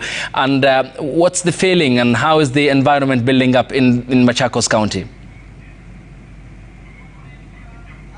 Kadri, and we are in Tala in Machakos County, ambapo tuko tayari kuongea na wananchi kuhusu Raila kuwa kiongozi wa AU. Wacha tusikie maoni ya watu wa Tala wanayapi kwa leo. Karibu nianze na majina. Asante. Majina yangu naitwa William Sila Mutiso kutoka huku Tala. Leo ni siku ya historia sana kwa sababu ni ile siku ambayo baba Raila Amolo Odinga anaomba wenyekiti wa Jumuiya ya Afrika. Tunamtakia mema kwa sababu Raila ni mtu ambaye amekomaa kisiasa. Hata ukiangalia umri wake, ukiangalia ile mambo amefanya kwa hii nchi yetu, kwa Afrika yote mzima, ni mambo mzuri. Wakamba wanasemanga kwamba mtu akifika kwa hiyo age anaitwa mtumea. Inamaanisha kwamba huyo mtumea amekata mmea, not little mmea. Kwa hivyo tunamtakia mema, tunataka mambo huko endelee mzuri, tunangojea tusikie kwamba yeye ndiye atakuwa chairman. Na tuseme hivi, Kalonzo sasa wewe ndio umeachwa kama opposition leader. Tunataka usimame gangari kama ukuta wa Silanga, ututetee watu wote kwa sababu tunakuhitaji uwe katika opposition. Wakenya nataka tuwe na amani, tungojea results baada ya kutangaza kwamba Raila amekuwa chairman. Asanteni. Kwa dakika moja, anza na majina na tueleze hisia zako. I'm Sam Muhammad Mudhusi from Machakos. I want to wish and pray that Right Honorable Raila Amolo Odinga clinches the AU chairmanship because as a patriotic Kenyans, a win for Raila is a win for Kenya. And in the event that the unfortunate happens that he loses, then I would request him to retire from politics actively. Thank you. Anza kwa majina alafu tueleze hisia zako. Majina naitwa Gregory Gitonga kutoka hapa Machakos County, na sisi kama vijana wa Ukambani tunatakia Raila kila laheri katika uongozi wa AU. Mambo ikisindikana tutamkaribisha Kenya tena, lakini tutaomba aritaye katika siasa na support. Sisi tukiongozwa na viongozi wetu wa Ukambani tunasema Raila all the best in AU. Thank you. Naam, Ayubu Abdikadir hao ni wananchi kutoka eneo la Tala ambayo iko eneo bunge la Matungulu na Kangundo. Kwa sasa wacha turudi studio tusikie muna yapi. Kutoka kaunti ya Machakos nikiripotia runinga ya Citizen, mimi ni Enoch Musui. That is Enoch Musui from Tala in the county of Machakos, also giving us an account of what the public had to say. So we have the pictures coming to you live from the plenary hall where the voting will be underway, and the different diplomatic designates where the delegates will be seated and who will be led by the respective presidents. And this will be the head of state where President William Ruto will be sitting, the Kenyan flag right there. Also neighboring him other countries including Cameroon, Nigeria, Mali, Cameroon and Nigeria in that regard. The opening statement that regard will be giving you the breakdown of what will be transpiring there at the plenary hall where that will be underway, and the relevance of the activity of the day, and that includes of course to just give you that breakdown in terms of the timings as well. Today the 15th of February 2025. The opening session will be of the 38th ordinary session of the African Union. That will be happening any minute from now, and then from 12 p.m. to 2 p.m. will be the closed session of the African Union. And you can see there the Prime Cabinet Secretary Musalia Mudavadi, and who as well is the CS for Foreign Affairs, and his Principal Secretary Dr. Abraham Korir Sing'oei in their last minute engagement with parts of the other representatives of the different countries at the plenary hall where they will be sitting in their designated area, and that includes of course the seat that is reserved for the team lead, who is President William Ruto. And this is part of the last minute, of course, reaching out to of representatives of countries. This is where the heads of state will be seated, and the lean diplomatic team from different parts of the continent, perhaps to do something in the last minute in engaging the leaders of the heads of state and governments, where they will be, of course, doing what they could in that regard to campaign for their candidates, and the respective places, the designated areas for as well the media team in Addis Ababa, Ethiopia, who are all following the session with close attention. And to just continue with the breaking down of what the program and how it will look like is from between 12 p.m. and 2 p.m. is going to be the closed session of the African Union Assembly, where the heads of state and their teams will be presiding over the same. And then thereafter, from 2 p.m., that is at the multipurpose hall, between 12 p.m. and 1:15 p.m., the same time will be Sustainable Peace Financing for African Innovation Partnership for the AU Peace Fund. And from 1 p.m. then will be the briefing session for the AU Committee of 10, and you can see the proceedings live from the headquarters, where the plenary session at the moment is a beehive of activity, and you can see the movements made around by the different teams from different countries in an attempt to last-minute reach out to the different representatives from the different parts of the continent. And this is going to be a long day that, according to the schedule, is set to end today at 10 p.m. where a dinner of reception will be hosted by the Republic of Kenya, and will be giving you that live coverage from the Sheraton Hotel in Addis Ababa, Ethiopia. Also part of the team at the plenary is the diplomatic team. This is the representatives from the United Arab Emirates, as you can see, also present at the plenary to just follow the proceedings. That includes, of course, also the other representatives, including the European Union, where the American Vice President J.D. Vance was there yesterday to attend the Munich Security Conference. Also in his company was the America's Defense Secretary Pete Hegseth. Back home and to the county of Homa Bay to get hold of Latano to give us also an assessment of what the people are saying there. And Latano, good morning to you. And what can you tell us from the county of Homa Bay this morning? Abdil Kabdir from Homa Bay County. The whole reflection today is reflecting back to the 27th of December, when the Honorable Raila Odinga was last a visitor to the Homa Bay people. And Raila Odinga has always referred to Homa Bay County as the heartbeat of his politics in Nyanza. And thus makes everyone in Homa Bay to be keen about the results that are going to come out today. On the 27th of December last year, they were here both with the president attending a football tournament. That was the time they were seen together, and the people of Homa Bay, as we were talking in the sidelines, they were happy this morning again to see both the president and the former prime minister together. That has really given them what to talk about today. And I'm here with the guys who are following this very closely. What do you have to talk about today, just on there? My name's Festus Okoto Siba. I'm a resident of Homa Bay town. Okay, first and foremost, I'm very happy with our president, because our president has done it. He has tried his best to ensure that Baba Raila Odinga is at AU right now, and he did his best by doing all the campaign all over. Two, whatever we can say now, we are only on our knees to see that Raila Odinga to be confirmed as the AUC chair. We can only request all Kenyans to join us in prayers to change the mind of a voter in Addis Ababa, Ethiopia, so that Baba can get this thing. As you know, all Kenyans, that Raila Odinga is a vision leader who can take us somewhere.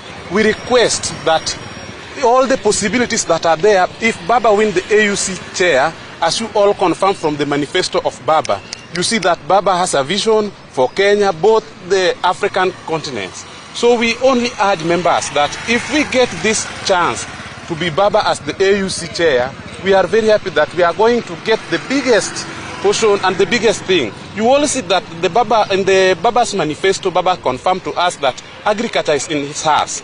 And you see from the look of things, the way Baba normally do things. We expect the positive results from Baba.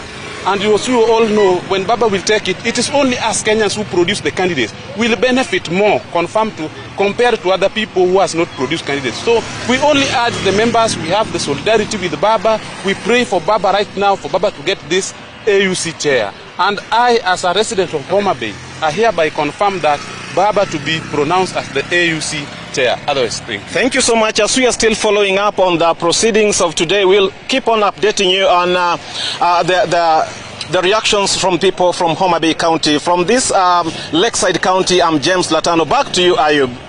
democracies in Kenya. James, thanks and good morning to you from the county of Nairobi. Many thanks. That's James Latano from the county of Homa Bay, giving us also the responses by the members of the public. And Prof, coming to you before we engage our Addis team again.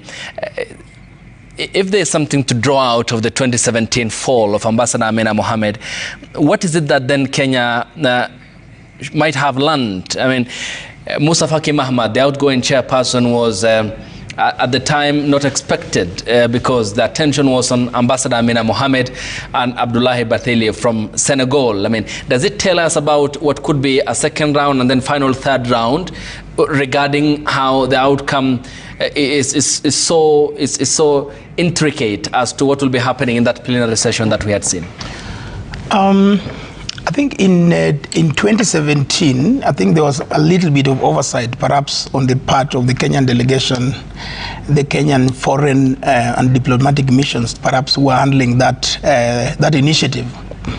This time round, I think there's a recognition also on the part of the Kenyan government, particularly the Foreign Affairs Ministry, that recognizes that perhaps African politics has changed.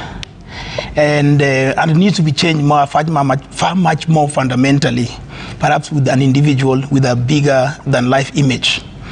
The reason perhaps why we were not successful in the last campaign is that, first of all, it was a last minute campaign. Because remember, this one has been a long journey. It's been a marathon campaign for the last almost one year. But you can see the vibrance with which Raila Odinga himself has brought into the campaign. I think that has altered the landscape. You can see the boldness, you know.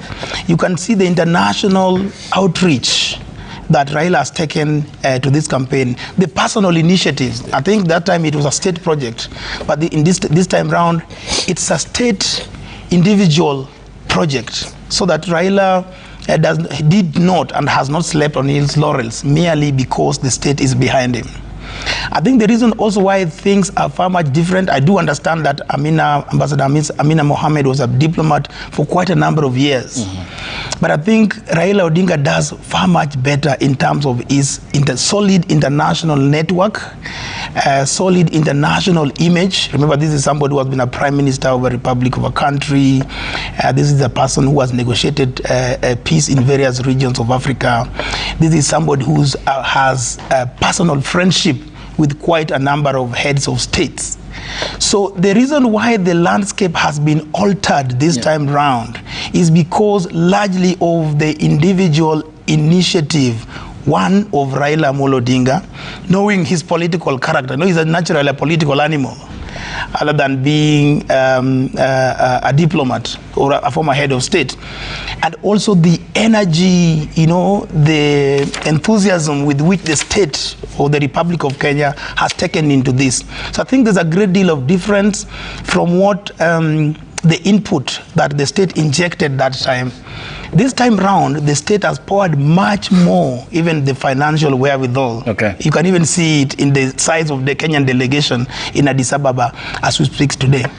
But I think also another reason, perhaps which none of these analysts have taken keen note of, is that we now live in a moment of a different kind of global politics. And I do know, and Raila does appreciate this, that the kind of global politics that we live in today is one that needs firebrand kind of diplomacy. The European Union is already doing it. In fact, if you watch J.D. Vance's speech yesterday, they are talking, everyone is now talking about insularity, to protect their boundaries from the others, you know, the otherness of the world. I think there's an aspect of global diplomatic politics that has not infiltrated the analysis. The European Union, where they talk Americans, in fact, Americans are now talking about Trump's exceptionalism, or perhaps Trumpism or fundamentalism. The idea being, let us close our boundaries to the others. And these others are people from the global south. And I do know that even as the heads of states will be casting their vote, that's why this politics, this round is different from the one of 2017, they do know that the African continental diplomacy needs to be reimagined.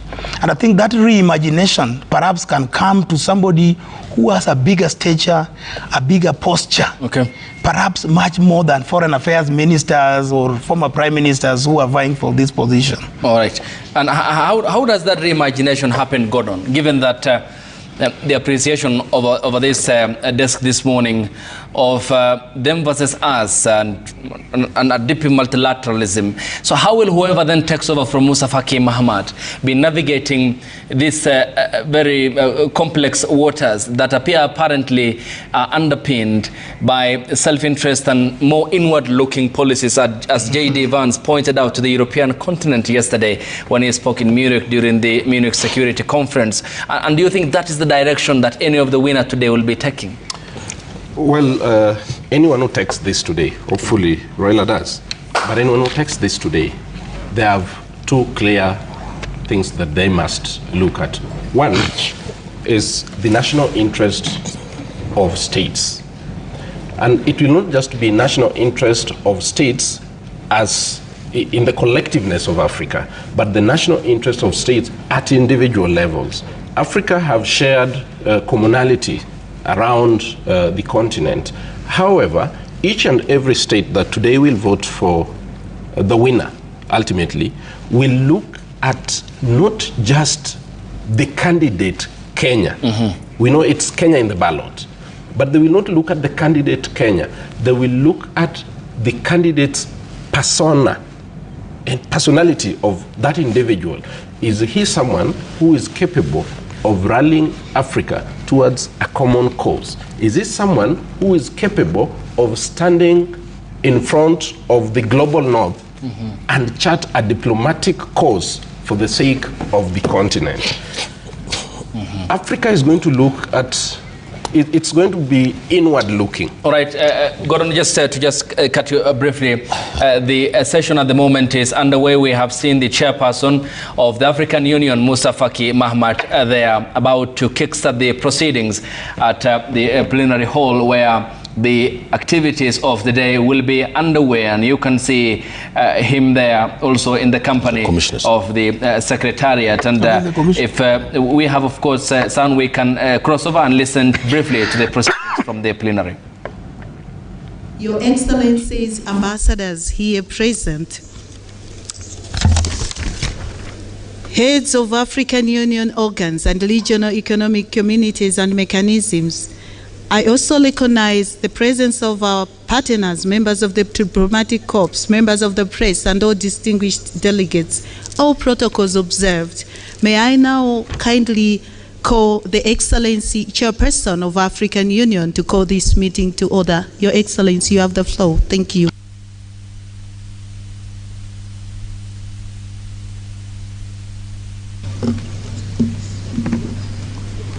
Excellence, Dr Abiy Ahmed, Premier ministre de la République démocratique d'Éthiopie, notre hôte, honorable chef d'État et de gouvernement, et chers collègues, Excellence Musa Faki Mahamoud, président de la Commission de l'Union africaine, je souhaite une chaleureuse bienvenue à tous les chefs d'État et de gouvernement et les hauts représentants des États membres et à nos distingués invités. Je voudrais aussi exprimer notre appréciation pour votre présence. Je suis heureux de déclarer ouverts les travaux de la 38e session ordinaire de la conférence de l'Union africaine. Et pour commencer, mesdames et messieurs, je vous invite à vous lever pour observer une minute de silence à la suite de la disparition d'un grand combattant pour la liberté, Monsieur Samu Nujoma, père fondateur de la Namibie. Donc je vous remercie.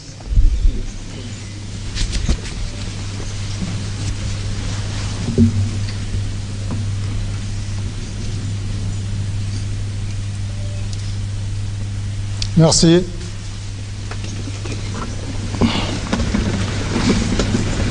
Je souhaite maintenant inviter le protocole de la Commission à nous décliner le déroulement de la cérémonie d'ouverture.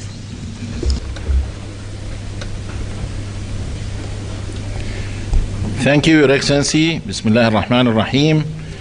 Excellencies, ladies and gentlemen, may I humbly call all of you to rise for the African Union Anthem.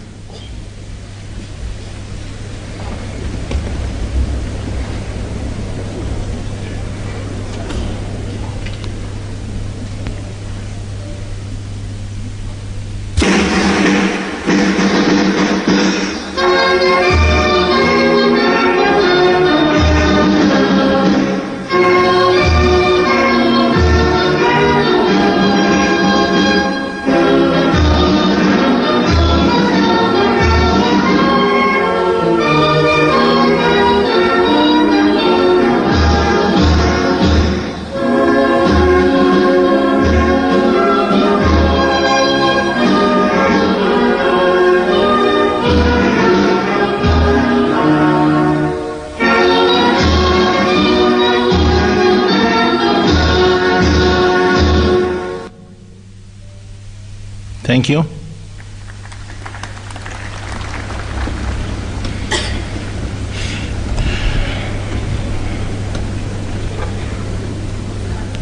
Your Excellency Mohammed Wil Sheikh Al Ghazwani, President of the Islamic Republic of Mauritania and Chairperson of the African Union, Your Excellency Dr. Abiy Ahmed, Prime Minister of the Federal Democratic Republic of Ethiopia, Your Excellencies, heads of states and governments of African Union member states, Your Excellency Musa Faki Mohammed, Chairperson of the African Union Commission, Your Excellency Mr. Mahmoud Abbas Abu Mazin, President of the State of Palestine, Your Excellency Antonio Guterres, Secretary General of the United Nations, Your Excellency Maya Motley, Prime Minister of Barbados, Your Excellencies, distinguished former presidents here present, Honorable Fairest Ladies here present, Your Excellencies, Honorable Ministers, Your Excellency Dr. Monique Nzanza Baganwa, the Deputy Chairperson of the African Union Commission, Excellencies, Commissioners, and all the leadership of the Commission, Excellencies, Ambassadors, members of the Permanent Representatives Committee, Your Excellency Mina Wamakela, Secretary General of the African Continental Free Trade Area, AFCFTA, Your Excellency Madame Nardos Bekele Thomas, Chief Executive Officer of the African Union Development Agency, AUDA-NIPAD, Your Excellency Dr. Jan Kaseya, Director General of the Africa CDC, Your Excellency Ambassador Marie-Antoinette Roscatre, Chief Executive Officer of the African Peer Review Mechanism, APRM, Your Excellency Dr. Nkosazana Dlamini Zuma, Minister of Cooperative Governance and Traditional Affairs of the Republic of South Africa, former Chairperson of the African Union Commission, Your Excellencies, heads of United Nations specialized agencies and international organizations here present, سعادة نائب الأمين العام لجامعة الدول العربية ممثل الأمين العام، Your Excellency Luis Moshikiu Abo, Secretary General of the International Organization of La Francophonie, Your Excellency Dr. Workena Jibiho, Executive Secretary of the Intergovernmental Authority on Development, IGAD, Your Excellencies, heads of COMISA, ECOWAS, SINSAT, EAC, ECAS, SADC, and UMMA, Your Excellency Dr. Akinwumi Adesina, President of the African Development Bank Group, a strong believer of the African development and prosperity, Your Excellencies Dr. Benedict Oki Orama, President of the Afri-Exim Bank. Your Excellency Dr. Sidi Wildeta, President of the Arab Bank for Economic Development in Africa, Badia. Maali Sheikh Shakhbout Nahyan Al Nahyan, Wazir al-Dawla, بدولة الإمارات العربية المتحدة. Excellencies, permanent observer representatives to the African Union, and Excellencies, representatives of our partners to the African Union.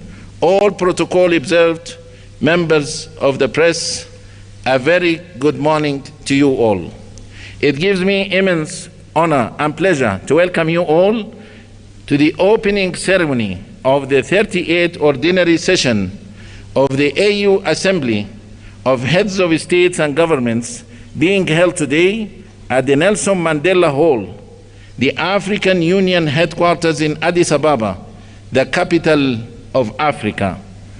Addis Ababa, a vibrant city that has been at the heart of the Pan-African diplomacy and multilateralism, stands as a symbol of Africa's unity and progress. As a host nation of the African Union, Ethiopia plays a crucial role in fostering continental dialogue and advancing African integration. Your Excellencies, ladies and gentlemen, the 38th Ordinary Session of the Assembly of Heads of States and Governments of the African Union holds significant importance, as it will oversee the elections of the Chairperson and the Deputy Chairperson of the African Union Commission. Over the past years, the African Union has made remarkable progress in conflict resolution, mediation, and peacekeeping efforts, contributing to greater stability across the continent. Economic transformation has been further strengthened through the African Continental Free Trade Area and accession to the G20, contributing towards the implementation of Agenda 2063, the Africa we want.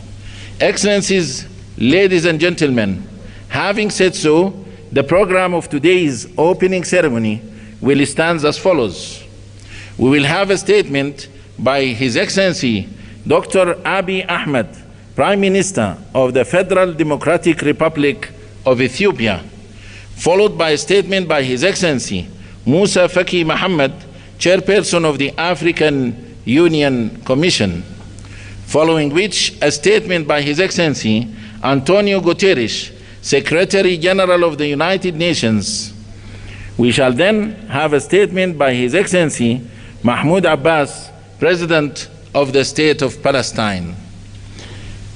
Then His Excellency Mahamoud will Sheikh Al-Ghazwani, President of the Islamic Republic of Mauritania and Chairperson of the African Union, will make his opening remarks. Immediately after that, we will call the Dean of African Ambassadors in Ethiopia to introduce the new Bureau, members of the African Union Assembly, following which we shall have the handover ceremony for the Chairperson of the African Union. Then we will go to the launch of the African Union theme of the year, Justice for Africans and People of African Descent through Reparations. Without any further ado,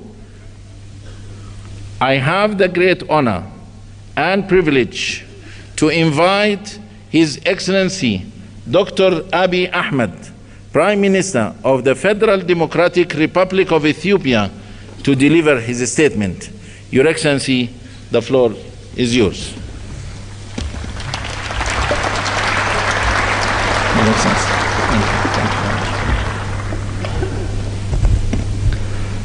Your Excellency, President Mohammed Ould, outgoing Chairperson of the African Union, Your Excellencies, Heads of State and Government, Your Excellency Musa Faki Mohammed, outgoing Chairperson of the African Union Commission, Your Excellency Antonio Guterres, Secretary General of the United Nations, distinguished ministers, ambassadors, diplomats, ladies and gentlemen.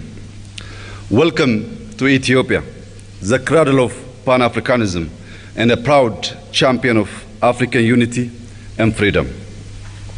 It is an honor to stand before you today as we reflect on the immense potential we hold, not just as individual nations, but as a united and dynamic continent. In a world marked by rapid change and multiple challenges, we find ourselves at a crossroads of uncertainty and opportunity.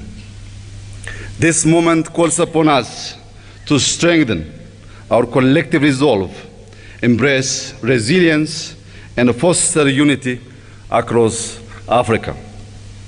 The theme for this year's assembly calls on us to heal the scars of historical injustice and overcome lingering trauma that has long hindered our progress. The demand for reparations is not about charity or financial aid. It is a call for justice. It seeks to restore the dignity of millions and heal the deep scars of poverty, inequality, and discrimination. It demands an end to the systematic exploitation of our wealth, resources, and opportunities. It also calls for a transformative process that acknowledges past harms and takes bold steps to right the wrongs caused upon us, upon society across the continent. Thank you. Thank you. Most importantly, the call for reparations requires not just words, but concrete actions to affirm the equal worth of every human being.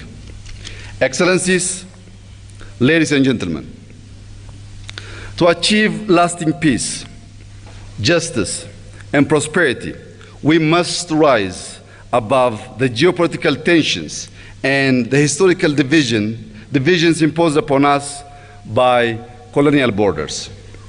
By fostering solidarity among all of our nations and embracing a shared destiny, we can pool our resources and talents to unlock our continent's full potential.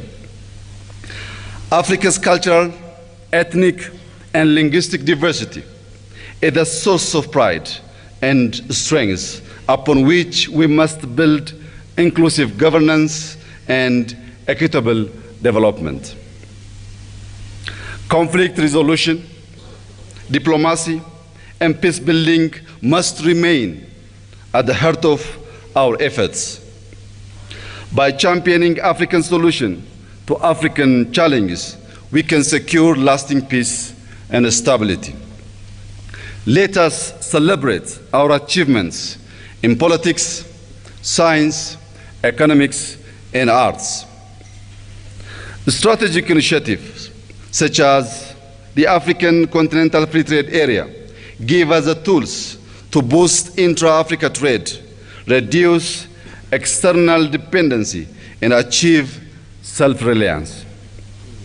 With Africa's large and dynamic use, abundant natural resources, and growing technological innovations, we have all the means to ensure sustainable growth.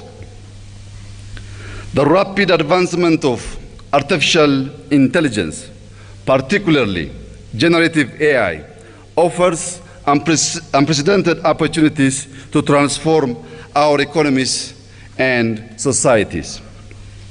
By collaborating in AI, fintech, renewable energy, and mobile technology, we can address shared challenges such as climate change, infrastructure gaps, and public health crisis.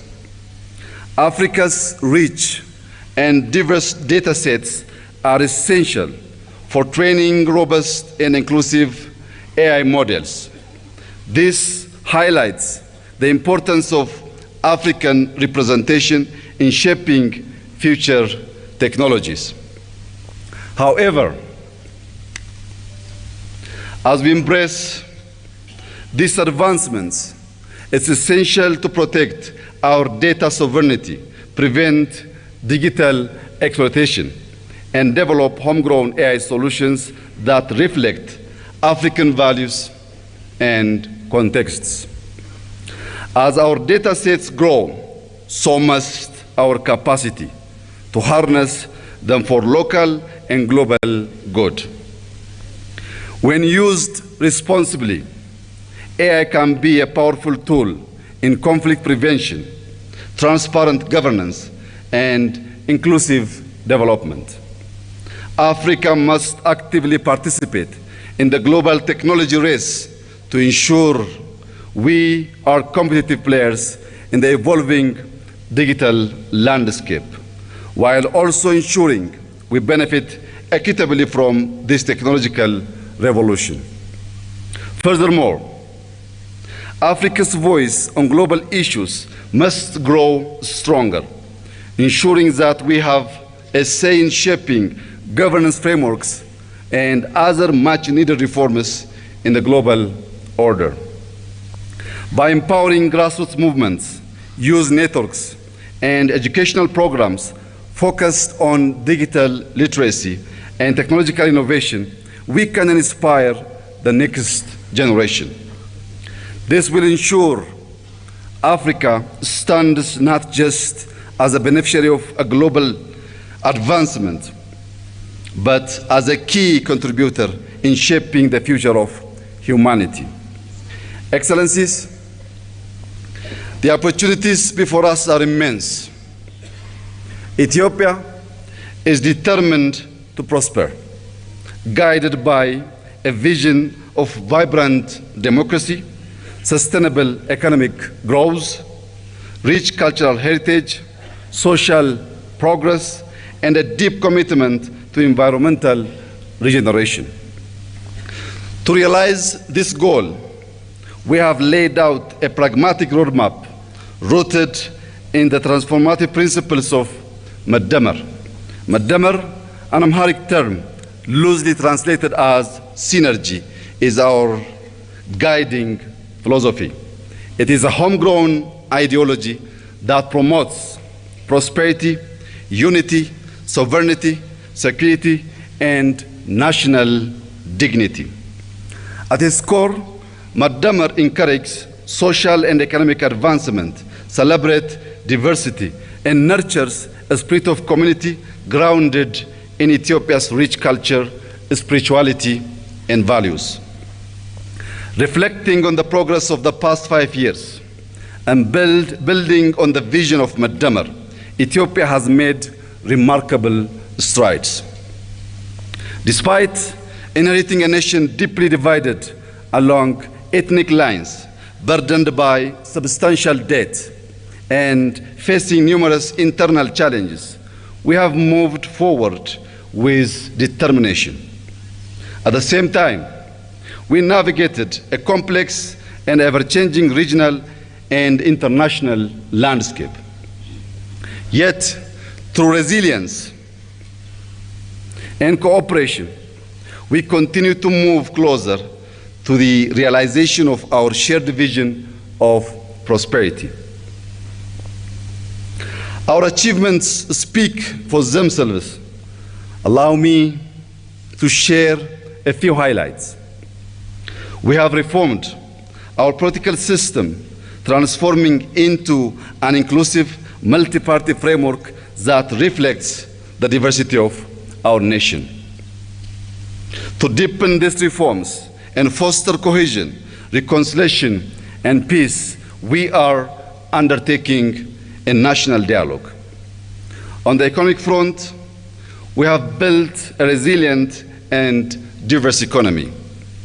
Over the past 5 years, we have doubled our cultivated land, increasing crop production to nearly 700 million quintals, with the wheat accounting for 40% of this total.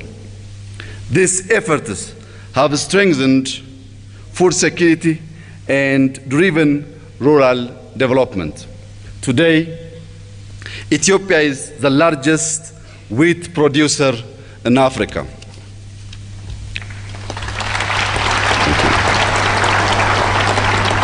Thank you. Through collective efforts, we have reduced external debt by over 50%, double both GDP and GDP per capita, and tripled government revenue in 5 years, with an 8.1% growth reported in the most recent fiscal year. Across the country, our major cities are evolving into dynamic, culturally rich, and sustainable hubs. In education, we have established 40,000 kindergartens and primary schools to boost early childhood education. Additionally, we have launched a program to train 5 million coders to strengthen our digital economy. Furthermore, we strive to honor our heritage by restoring national sites, developing tourist destinations, and reclaiming cultural artifacts, fulfilling our duty as the guardians of our nation's treasures. These accomplishments reflect the unwavering spirit and resilience of the Ethiopian people and underscore our firm commitment to advancing Ethiopia's future. With its focus on unity, cooperation, innovation, and shared progress, Madamar can serve as a guiding framework for our Pan-African agenda. By embracing its principles, we can forge a path toward a more just, equitable, and prosperous future for all Africans. Excellencies, ladies and gentlemen, let us march forward with determination, harnessing the limitless potential of our continent and its people. The time is now to claim our future, build a legacy of equality and prosperity, and secure dignity for all. Let us be the generation that unites the continent and our diaspora in a shared vision of justice, prosperity, and peace. To conclude, I thank our outgoing chairperson, President Mahamoud, for his leadership and representing our organization on the global stage. Allow me to also warmly congratulate our newly chairperson, President Joe Lorenzo, and wish him success during his tenure. I would also like to take a moment to express my heartfelt gratitude to His Excellency Musa Faki Mohammed for his exemplary leadership as chairperson of the African Union Commission over the past 8 years.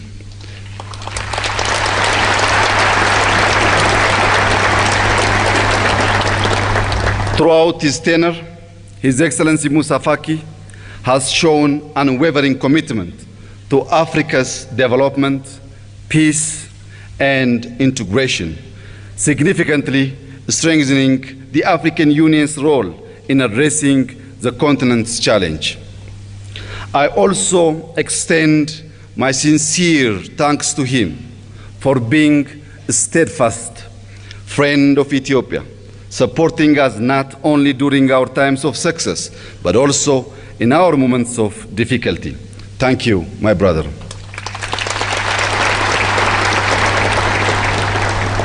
As we bid farewell to His Excellency Musa Faki, it is with great pleasure that I extend a warm welcome to our incoming chairperson of the African Union Commission here in Ethiopia. I am confident that under his leadership, we will continue to make great strides toward achieving our collective goals. I wish him every success during his mandate. Thank you for your attention, and I wish us all a fruitful summit. God bless Ethiopia. God bless Africa. I thank you.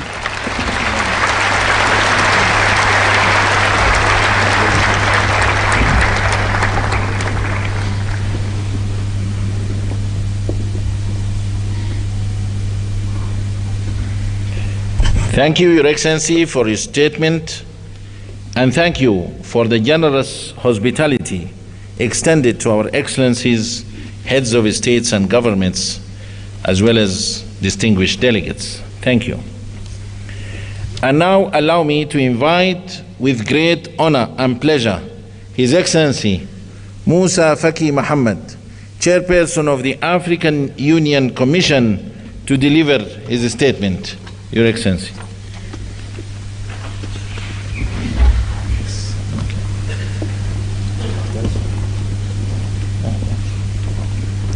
Excellences, Monsieur Mohamed Ould Cheikh Al Ghazouani, Président de la République islamique de Mauritanie, Président en exercice de l'Union africaine,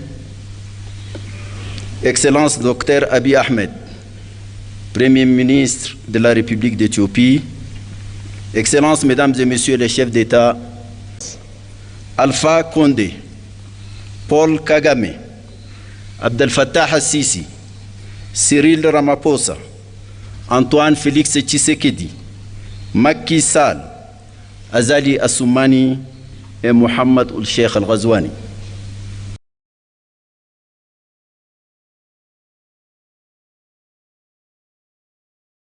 En cet instant de remembrance, je ne peux oublier le président Idriss Déby Itnou, paix à son âme, qui, en africaniste convaincu, a eu l'initiative de ma candidature à la tête de la commission et qui s'est investi sans compter pour un tel destin pour moi. Sa mort tragique a été ma plus atroce douleur de ce double mandat.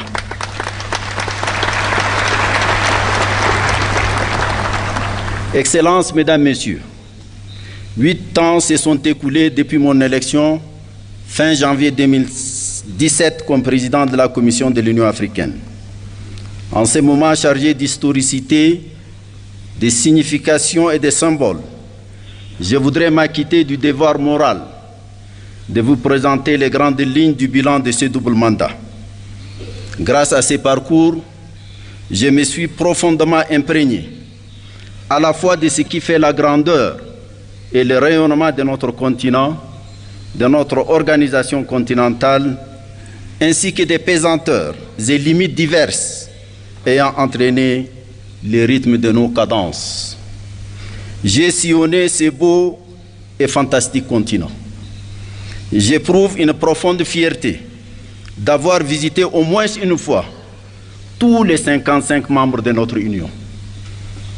L'opportunité que m'offre ce moment est historique et unique.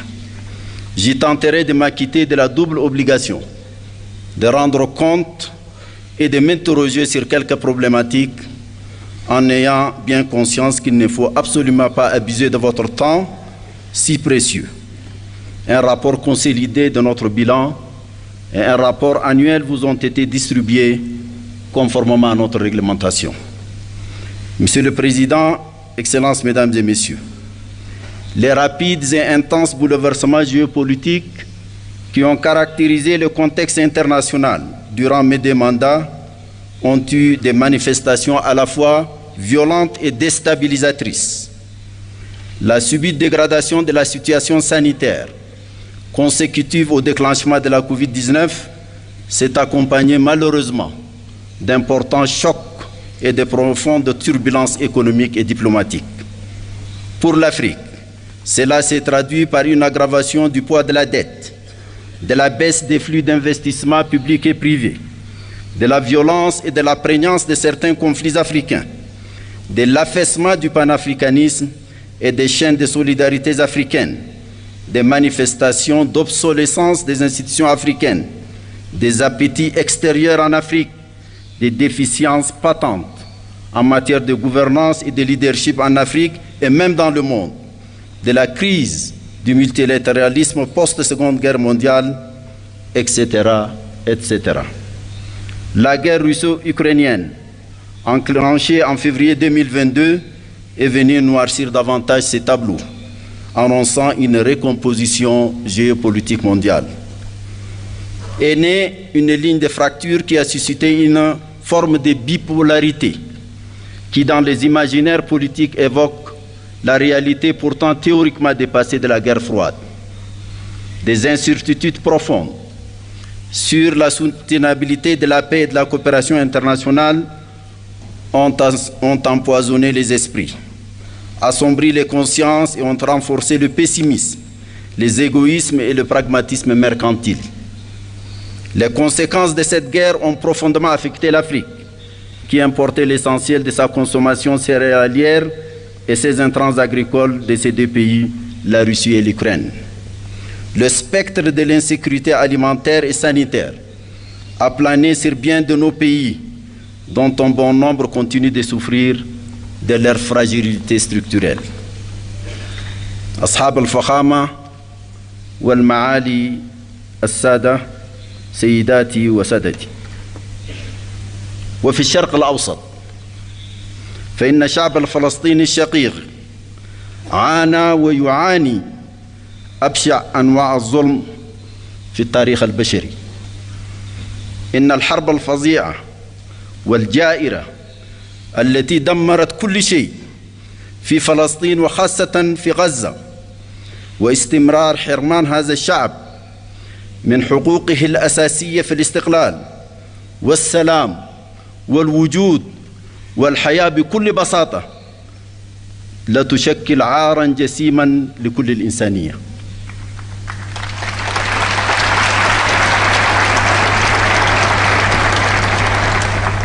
ورغم ذلك كله ظل الشعب الفلسطيني البطل صامدا، كما ظل الاتحاد الإفريقي في جانبه بكل قوة وحزم. هنيئا لك يا أخي الرئيس أبو مازن.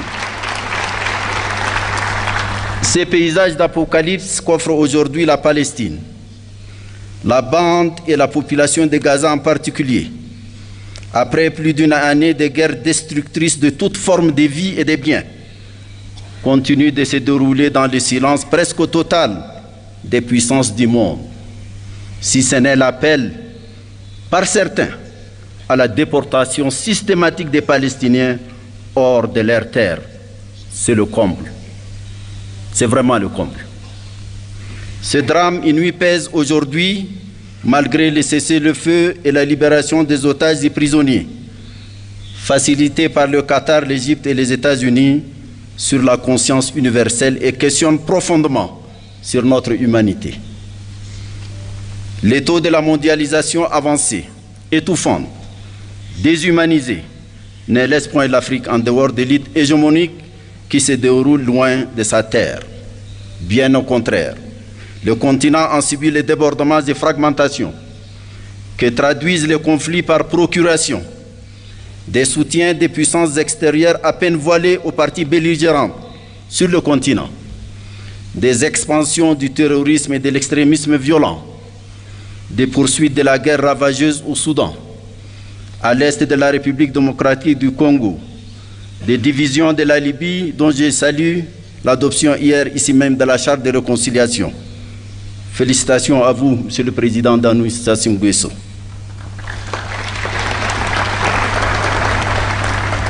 Les tensions de tous ordres au Sahel, au bassin du lac Tchad, au golfe de Guinée, au Mozambique, à la Corne de l'Afrique et dans la région des Grands Lacs sont un autre pan de ces chapelets embrasiers des crises africaines. Les flux de réfugiés politiques, économiques, environnementaux et autres personnes déplacées internes viennent accentuer la situation sécuritaire, alimentaire et sanitaire déjà fragile de nombreux États membres. C'est à ce contexte mondial et régional fortement dégradé que nous avons été confrontés au cours des 8 dernières années de développement de notre action. Excellences, Monsieur le Président, Mesdames et Messieurs, la réforme institutionnelle de notre Union entamée en 2017 ambitionner la création de conditions optimales pour garantir la poursuite efficiente des programmes inscrits dans notre boussole doctrinale stratégique, l'agenda 2063, aux fins d'une meilleure résistance aux défis ainsi identifiés. À ce titre, la reconfiguration du leadership de la Commission, un processus d'évaluation des performances du personnel, des rapports de collaboration plus étroits entre l'Union africaine et les communautés économiques régionales et mécanismes régionaux actés par un nouveau protocole, l'institutionnalisation d'un sommet de coordination dédié à l'intégration, la mise en place des groupes techniques R10 et F15 chargés de veiller à la qualité des ressources humaines recrutées et au respect des règles d'or de la gestion budgétaire, financière et comptable de l'Union ont été les points saillants de cette réforme. Une évaluation de la pertinence de tous les organes de l'Union, sans exception aucune, fera naître une nouvelle cartographie administrative et institutionnelle de l'Union. J'insiste ici, en particulier, sur 3 parmi ces organes. Le Parlement panafricain, le Conseil de paix et de sécurité et le Comité des représentants permanents.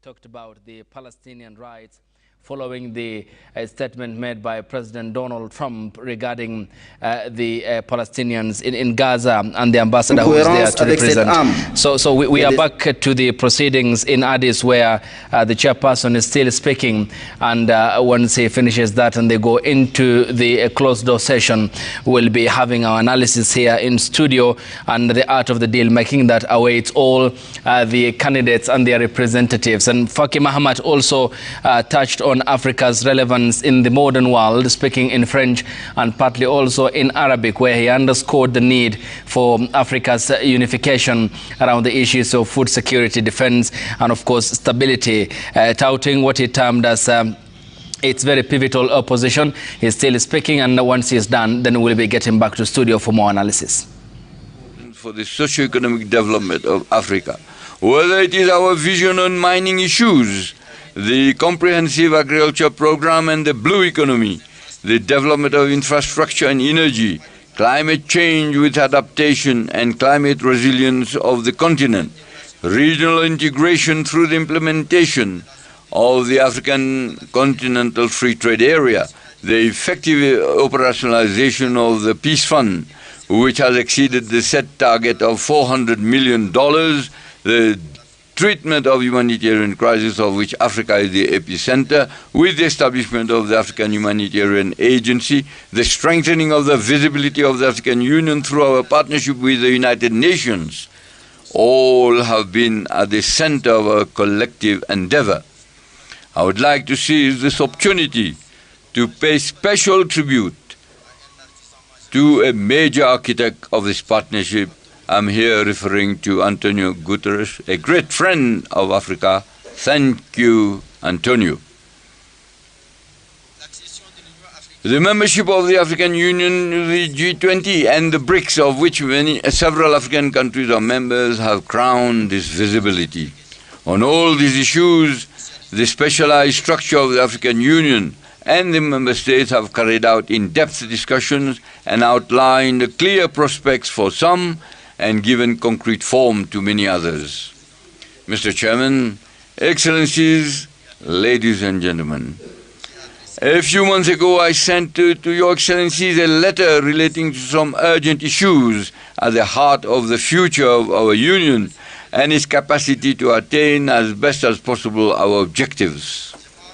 I'm here thinking first of the Peace and Security Council, which I mentioned earlier on, and its role should be carried out on the basis of texts that govern its function, its operation, from which it draws the strength and legitimacy to design, supervise the pressing issues of our collective security and impose, if necessary, the required sanctions. It is very regrettable that its decisions are sometimes contrary to our own principles, and when they are not, often remain dead letters.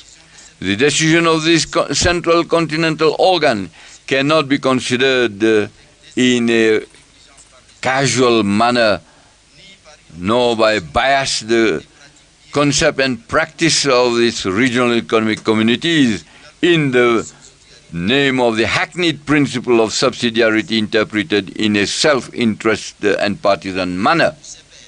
The mentioning of the PSC brings forth the issue of unconstitutional changes of government.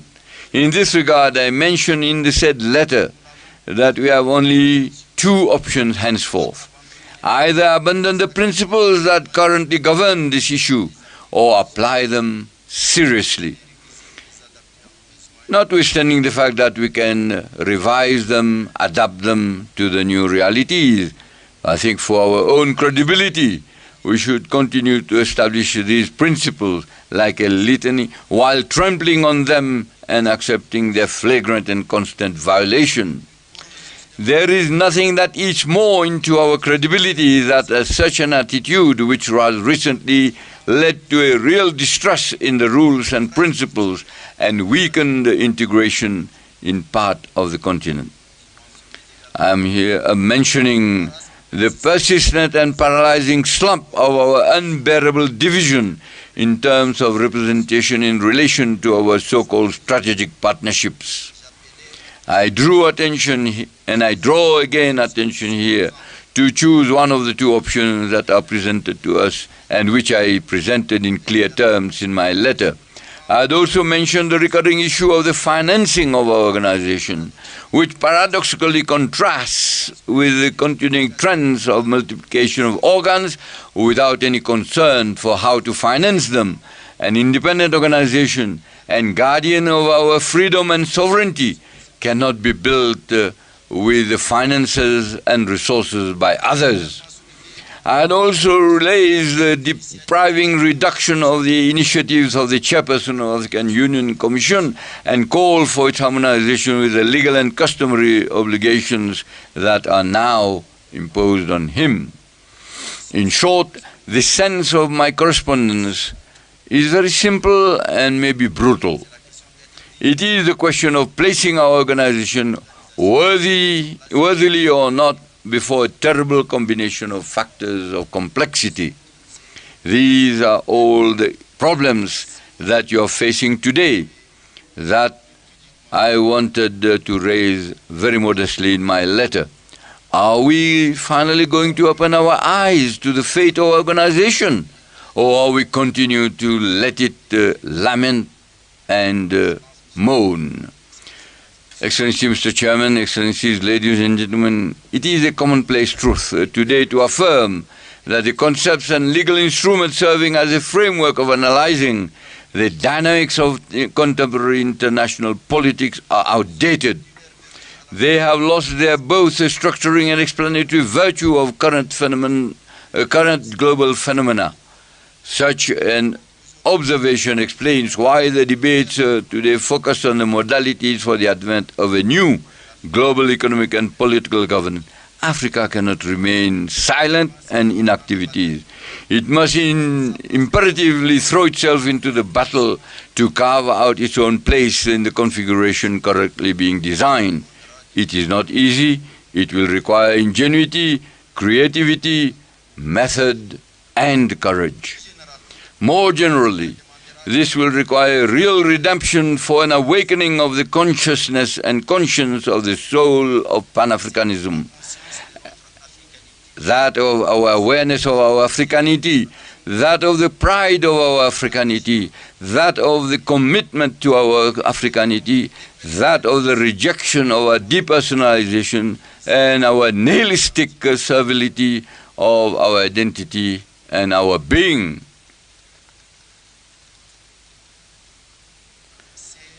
This is what African youth are calling for us to do. They are the majority in all our states and are becoming increasingly demanding. Their voices are resonating louder and louder thanks to the new forms of communication that amplify all expressions. African youth are constantly challenging us and putting us on trial for being out of step with their aspirations, which are that of an Africa that is open to itself, united, sovereign in its policies and choices, standing and interdependent. This solidarity has always been our lifeline in the fight against colonialism and apartheid and the completion of our independence. We have just paid tribute to the memory of a great combatant, Sam Nujoma. This should bring something and click something in our minds. Our solidarity should galvanize our consciences, our wills and our intelligence to lead us to a more promising common destiny. There are no other new path for our future than to listen and to give substance to the aspirations of our youth, our fellow citizens and our diaspora. Mr. Chairman, Excellencies, ladies and gentlemen, I am leaving my office definitively in a few days. I confess that I feel overwhelmed by a sweet feeling of freedom that allows me to say a few words from the bottom of my heart.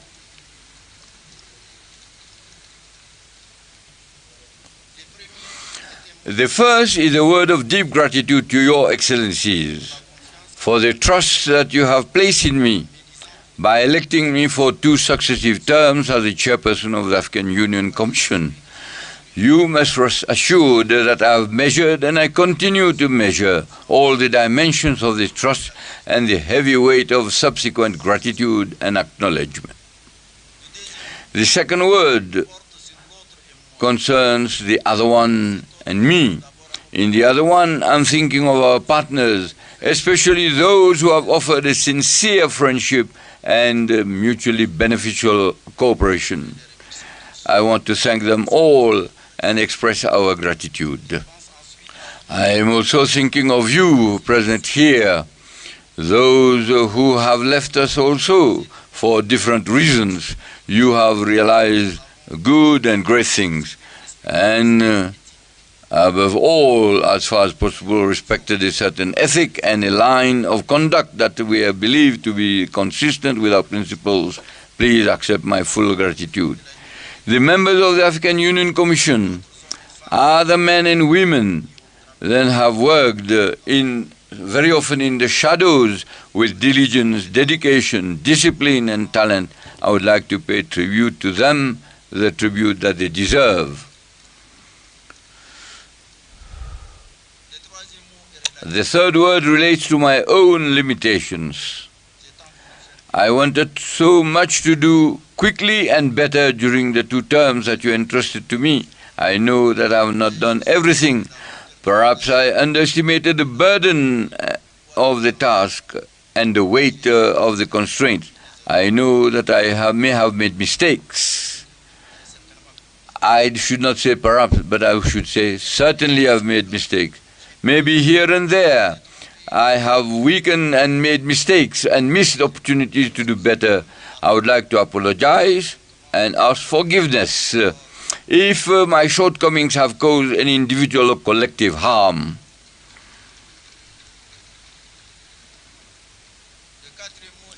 The 4th word relates to my feelings at the moment.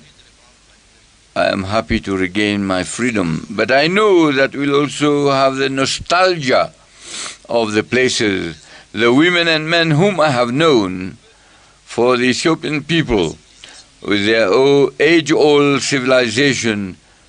To you, my brother, dear brother Abiy Ahmed, Amasaganalo.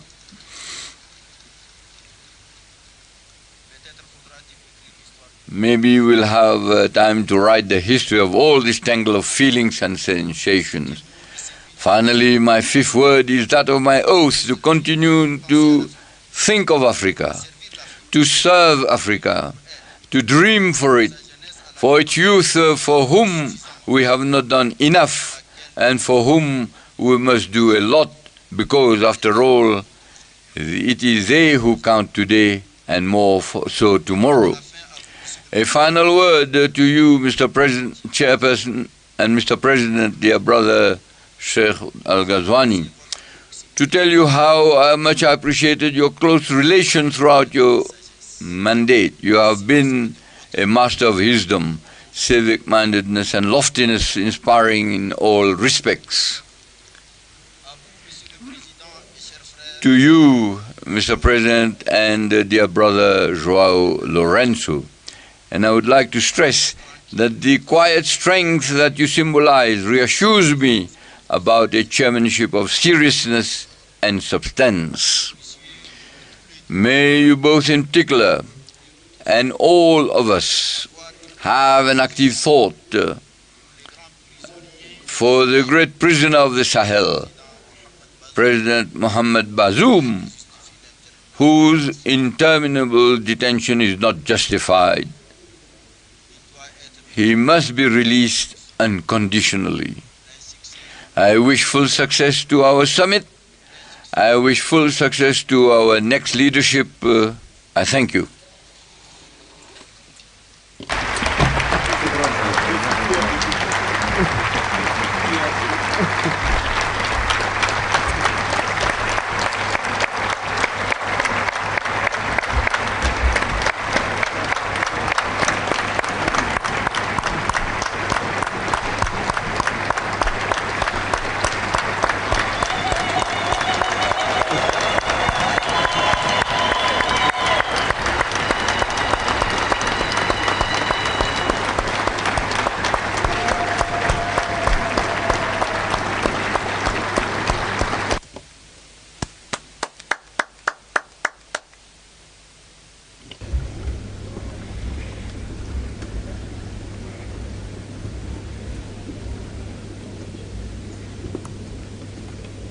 Thank you, Your Excellency. Thank you for your statement. Thank you for your unwavering commitment. Thank you for dedication towards Africa's peace, development, and unity. Thank you very much. I will now have the honor to invite His Excellency Antonio Guterres, Secretary General of the United Nations, to deliver his statement. Your Excellency.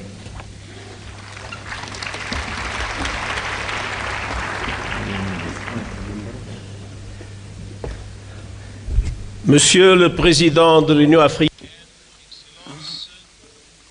the Chairperson, all protocol observed. President Mohamed Ould Ghazouani, thank you for your leadership in the outstanding exercise of your mandate. Presidente João Lourenço, President John Lorenzo, I commend you and I look forward for the opportunity to work with you as a new chair of the Union.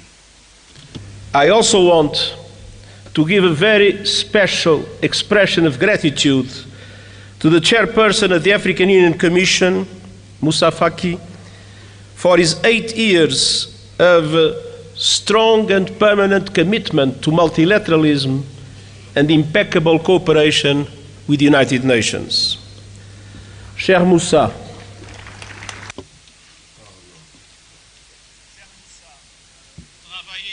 dear Moussa, working with you was a privilege, a pleasure, and an honor. Excellencies, the partnership between the African Union and the United Nations has never been stronger. Together, we see an Africa booming with hope and possibility. You have a booming, enterprising population, including the largest number of young people in the world. The African continental free trade is poised to turbocharge the region's economy, and calls to address the legacies of colonialism and slavery are growing louder, as reflected in your team this year, and as reflected in the leadership of so many passionate voices for the liberation of Africa, such as the great Dr. Sam Nujoma of Namibia, whose life we celebrate and whose loss we mourn. The world must never forget that Africa is the victim of two colossal and compounded injustices. First, the profound impact of colonialism and the transatlantic slave trade. The roots stretch back centuries, and the bitter fruit continues to affect Africans and people of African descent to this day. Decolonization alone in itself was not a panacea. Political independence did not free countries from structures based on exploitation and decades of economic, social, and institutional underinvestment. It is high time for reparatory justice frameworks to be put in place. Second, Africa was under colonial domination when today's multilateral system was created, and that injustice endures. Look no further than the United Nations Security Council. There is no excuse that Africa still lacks permanent representation in the 21st century. I will keep working with the African Union and all member states to ensure the representation Africa needs and the justice you deserve, including with 2 permanent members of the Security Council. And we will keep pressing together for an international financial architecture that is no longer outdated, dysfunctional, and unfair. Correcting age-old injustices is essential to address here and now challenges. And the good news is that we have many of the solutions we need. Last year, you helped drive that effort at the United Now live to the stage, the main stage there at the Munich Security Conference, where J.D. Vance, the U.S. Vice President, is preparing to deliver his remarks. He's just being introduced, I understand, by the chairman of the Munich Security Conference. Let's listen in. There he is. I wanted to talk about today is, of course, our shared values. And, you know, it's great to be back in Germany. As you heard earlier, I was here last year as United States Senator. I saw Foreign Secretary David Lammy and joked that both of us last year had different jobs than we have now.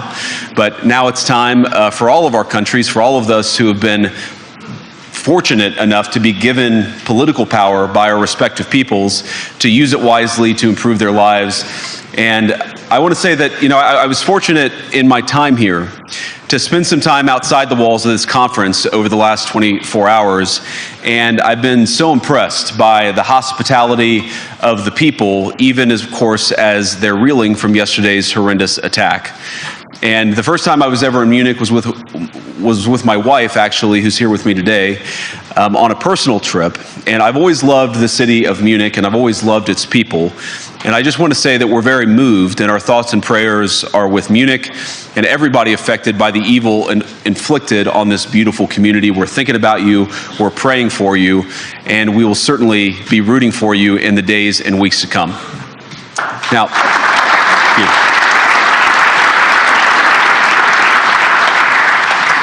I hope that's not the last bit of applause that I get, but we gather at this conference, of course, to discuss security, and normally we mean threats to our external security. I see many great military leaders gathered here today. But while the Trump administration is very concerned with European security and believes that we can come to a reasonable settlement between Russia and Ukraine, and we also believe that it's important in the coming years for Europe to step up in a big way to provide for its own defense, the threat that I worry the most about vis-a-vis Europe is not Russia, it's not China, it's not any other external actor. And what I worry about is the threat from within, the retreat of Europe from some of its most fundamental values, values shared with the United States of America. Now, I was struck that a former European commissioner went on television recently and sounded delighted that the Romanian government had just annulled an entire election. He warned that if things don't go to plan, the very same thing could happen in Germany too. Now, these cavalier statements are shocking to American ears. For years, we've been told that everything we fund and support is in the name of our shared democratic values. Everything from our Ukraine policy to digital censorship is billed as a defense of democracy. But when we see European courts canceling elections and senior officials threatening to cancel others, we ought to ask whether we're holding ourselves to an appropriately high standard. And I say ourselves because I fundamentally believe that we are on the same team. We must do more than talk about democratic values, we must live them. Now, within living memory of many of you in this room, the Cold War positioned defenders of democracy against much more tyrannical forces on this continent. And consider the side in that fight that censored dissidents, that closed churches, that canceled elections. Were they the good guys? Certainly not. And thank God they lost the Cold War. They lost because they neither valued nor respected all of the extraordinary blessings of liberty. The freedom to surprise, to make mistakes, to invent, to build. As it turns out, you can't mandate innovation or creativity, just as you can't force people what to think, what to feel, or what to believe. And we believe those things are certainly connected. And unfortunately, when I look at Europe today, it's sometimes not so clear what happened to some of the Cold War's winners. I look to Brussels, where EU commissars warn citizens that they intend to shut down social media during times of civil unrest the moment they spot what they've judged to be, quote, hateful content. Or to this very country, where police have carried out raids against citizens suspected of posting anti-feminist comments online as part of, quote, combating misogyny on the internet, a day of action. I look to Sweden, where 2 weeks ago the government convicted a Christian activist for participating in Koran burnings that resulted in his friend's murder.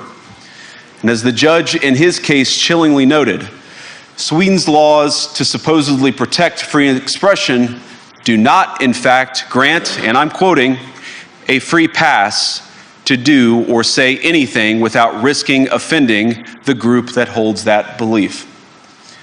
And perhaps most concerningly, I look to our very dear friends, the United Kingdom, where the backslide away from conscience rights has placed the basic liberties of religious Britons in particular in the crosshairs. A little over 2 years ago, the British government charged Adam Smith Connor, a 51-year-old physiotherapist and an Army veteran, with the heinous crime of standing 50 meters from an abortion clinic and silently praying for 3 minutes. Not obstructing anyone, not interacting with anyone, just silently praying on his own. And after British law enforcement spotted him and demanded to know what he was praying for, Adam replied simply, it was on behalf of the unborn son he and his former girlfriend had aborted years before. Now, the officers were not moved. Adam was found guilty of breaking the government's new buffer zones law, which criminalizes silent prayer and other actions that could influence a person's decision within 200 meters of an abortion facility. He was sentenced to pay thousands of pounds in legal costs to the prosecution. Now, I wish I could say that this was a fluke, a one-off crazy example of a badly written law being enacted against a single person. But no, this last October, just a few months ago, the Scottish government began distributing letters to citizens whose houses lay within so-called safe access zones, warning them that even private prayer within their own homes may amount to breaking the law. Naturally, the government urged readers to report any fellow citizens suspected guilty of thought crime.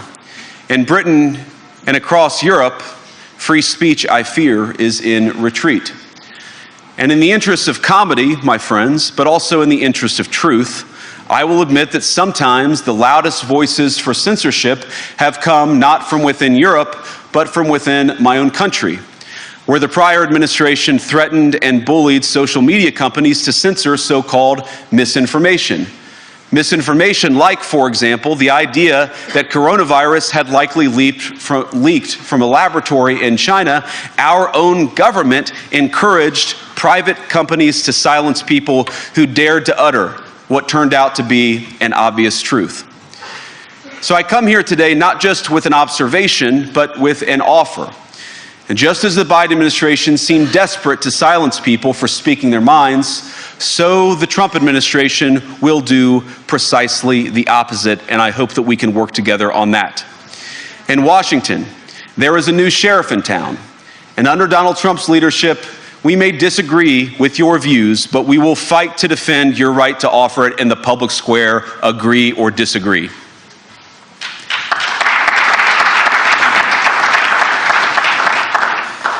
Now, we're at the point, of course, that the situation has gotten so bad that this December, Romania straight up canceled the results of a presidential election based on the flimsy suspicions of an intelligence agency and enormous pressure from its continental neighbors. Now, as I understand it, the argument was that Russian disinformation had infected the Romanian elections.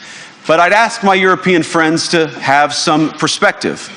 You can believe it's wrong for Russia to buy social media advertisements to influence your elections. We certainly do. You can condemn it on the world stage even. But if your democracy can be destroyed with a few $100,000 of digital advertising from a foreign country, then it wasn't very strong to begin with. Now, the good news is that I happen to think your democracies are substantially less brittle than many people apparently fear. And I really do believe that allowing our citizens to speak their mind will make them stronger still. Which, of course, brings us back to Munich, where the organizers of this very conference have banned lawmakers representing populist parties on both the left and the right from participating in these conversations. Now, again, we don't have to agree with everything or anything that people say. But when people represent, when political leaders represent an important constituency, it is incumbent upon us to at least participate in dialogue with them. Now, to many of us on the other side of the Atlantic, it looks more and more like old entrenched interests hiding behind ugly Soviet-era words like misinformation and disinformation, who simply don't like the idea that somebody with an alternative viewpoint might express a different opinion or, God forbid, vote a different way or, even worse, win an election.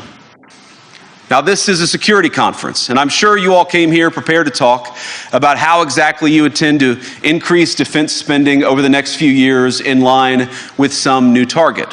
And that's great, because as President Trump has made abundantly clear, he believes that our European friends must play a bigger role in the future of this continent. We don't think, you hear this term, burden sharing, but we think it's an important part of being in a shared alliance together that the Europeans step up while America focuses on areas of the world that are in great danger. But let me also ask you, how will you even begin to think through the kinds of budgeting questions if we don't know what it is that we're defending in the first place? I've heard a lot already in my conversations, and I've had many, many great conversations with many people gathered here in this room. I've heard a lot about what you need to defend yourselves from, and of course that's important. But what has seemed a little bit less clear to me, and certainly I think to many of the citizens of Europe, is what exactly it is that you're defending yourselves for. What is the positive vision that animates this shared security compact that we all believe is so important? And I believe deeply that there is no security if you are afraid of the voices, the opinions, and the conscience that guide your very own people. Europe faces many challenges, but the crisis this continent faces right now, the crisis I believe we all face together, is one of our own making. If you're running in fear of your own voters, there is nothing America can do for you. Nor, for that matter, is there anything that you can do for the American people who elected me and elected President Trump. You need democratic mandates to accomplish anything of value in the coming years. Have we learned nothing that thin mandates produce unstable results? But there is so much of value that can be accomplished with the kind of democratic mandate that I think will come from being more responsive to the voices of your citizens. If you're going to enjoy competitive economies, if you're going to enjoy affordable energy and secure supply chains, then you need mandates to govern, because you have to make difficult choices to enjoy all of these things. And of course, we know that very well in America. You cannot win a democratic mandate by censoring your opponents or putting them in jail, whether that's the leader of the opposition, a humble Christian praying in her own home, or a journalist trying to report the news. Nor can you win one by disregarding your basic electorate on questions like who gets to be a part of our shared society. And of all the pressing challenges that the nations represented here face, I believe there is nothing more urgent than mass migration. Today, almost 1 in 5 people living in this country moved here from abroad. That is, of course, an all-time high. It's a similar number, by the way, in the United States, also an all-time high.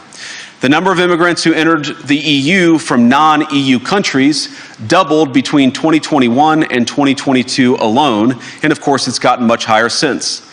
And we know this situation, it didn't materialize in a vacuum.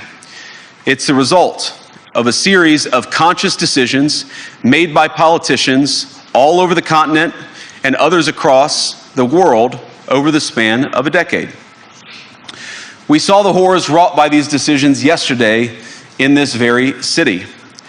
And of course, I can't bring it up again without thinking about the terrible victims who had a beautiful winter day in Munich ruined.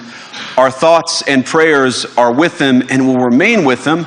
But why did this happen in the first place? It's a terrible story, but it's one we've heard way too many times in Europe and unfortunately too many times in the United States as well. An asylum seeker, often a young man in his mid-20s, already known to police, rams a car into a crowd and shatters a community. How many times must we suffer these appalling setbacks before we change course and take our shared civilization in a new direction? No voter on this continent went to the ballot box to open the floodgates to millions of unvetted immigrants. But you know what they did vote for? In England, they voted for Brexit, and agree or disagree, they voted for it. And more all over Europe, they're voting for political leaders who promise to put an end to out-of-control migration. Now, I happen to agree with a lot of these concerns, but you don't have to agree with me. I just think that people care about their homes, They care about their dreams, they care about their safety and their capacity to provide for themselves and their children. And they're smart. I think this is one of the most important things I've learned in my brief time in politics.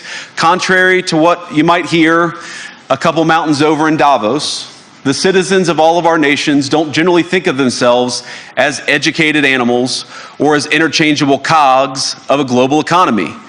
And it's hardly surprising that they don't want to be shuffled about or relentlessly ignored by their leaders. And it is the business of democracy to adjudicate these big questions at the ballot box. I believe that dismissing people, dismissing their concerns, or worse yet, shutting down media, shutting down elections, or shutting people out of the political process protects nothing. In fact, it is the most surefire way to destroy democracy. And speaking up and expressing opinions isn't election interference. Even when people express views outside your own country, and even when those people are very influential. And trust me, I say this with all humor, if American democracy can survive 10 years of Greta Thunberg scolding, you guys can survive a few months of Elon Musk. But what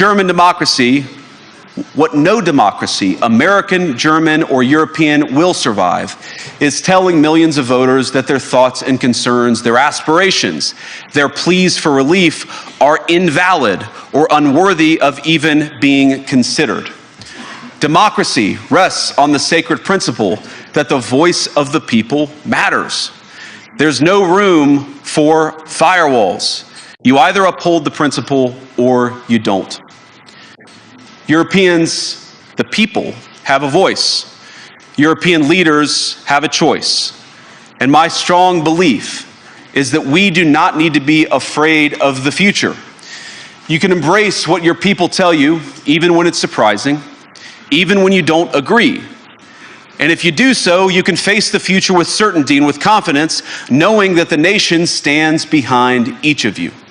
And that, to me, is the great magic of democracy. It's not in these stone buildings or beautiful hotels. It's not even in the great institutions that we have built together as a shared society. To believe in democracy is to understand that each of our citizens has wisdom and has a voice. And if we refuse to listen to that voice, even our most successful fights will secure very little. As Pope John Paul II, in my view, one of the most extraordinary champions of democracy on this continent or any other, once said, "Do not be afraid." We shouldn't be afraid of our people, even when they express views that disagree with their leadership. Thank you all. Good luck to all of you. God bless you. And that was J.D. Vance, the U.S. Vice President, addressing the Munich Security Conference. The Vice President there railing against numerous legal decisions made within the European Union, particularly surrounding issues of free speech, suggesting that the biggest threat to Europe is not from without, but it is from within. He was suggesting that migration is out of control, and that there may be systematic ignorance about what voters really want in Europe. Well, with us on the scene there at the Munich Security Conference is our Chief International Editor, Richard Walker, who is following J.D. Vance's speech and the others. Richard, your main takeaways from that speech? Yeah, Terry, so digesting that. Certainly, I mean, I've never heard a speech like that at the Munich Security Conference, certainly not from a US Vice President, and I'm sure that nobody here really has. That was a really, really unusual speech, a pretty massive intervention by J.D. Vance in European politics. We got a little bit of a hint at the beginning of it where he got an applause line, and he said, I hope that's not the last line of applause that I get in this speech. Actually, it turned out it pretty well was.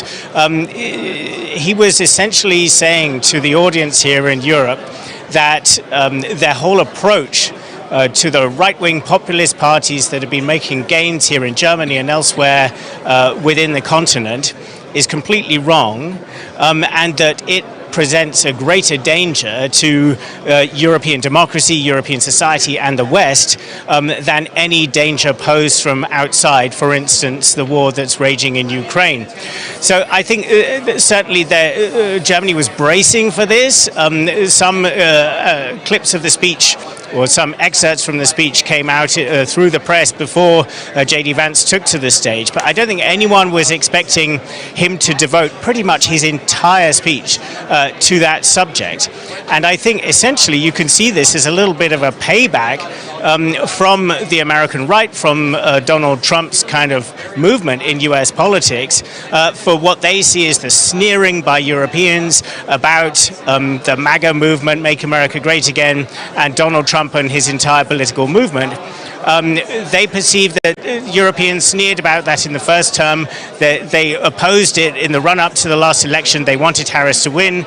Donald Trump came in triumphant, and now this is a certain amount of political payback for that. I found it remarkable, Richard, at the beginning of his speech, too, where J.D. Vance attacked the decision to annul the results of the first round of the Romanian presidential election. That sounds a lot like he's intervening directly in the Europeans' own sovereignty with respect to its courts and its political decisions. Yeah, that's right. So that was a Romanian court that annulled that election because of allegations that the ostensible winner of the election had benefited from disinformation, misinformation campaigns that it was suspected to be sourced from Russia. And yes, an American vice president wading into that, of course, is an intervention in the sovereign decision of those courts within Romania. But I think probably the motivation behind that is this sense, what I just mentioned, this sort of sense of payback that Europeans felt free to comment and sneer about Trump policies for so long and the whole MAGA movement. And this is now Europe getting a taste of its own medicine. Also, on the issue of migration, Richard, the Vice President began his speech by referencing the attack that took place in Munich yesterday when over 30 people were injured in a car ramming by an Afghan person who has been living in Germany, and the police in Munich, of course, they've already said that this seems to be a case of Islamic extremism. And then Vance went on to talk about mass migration being the biggest problem facing Europe. What are your thoughts on that?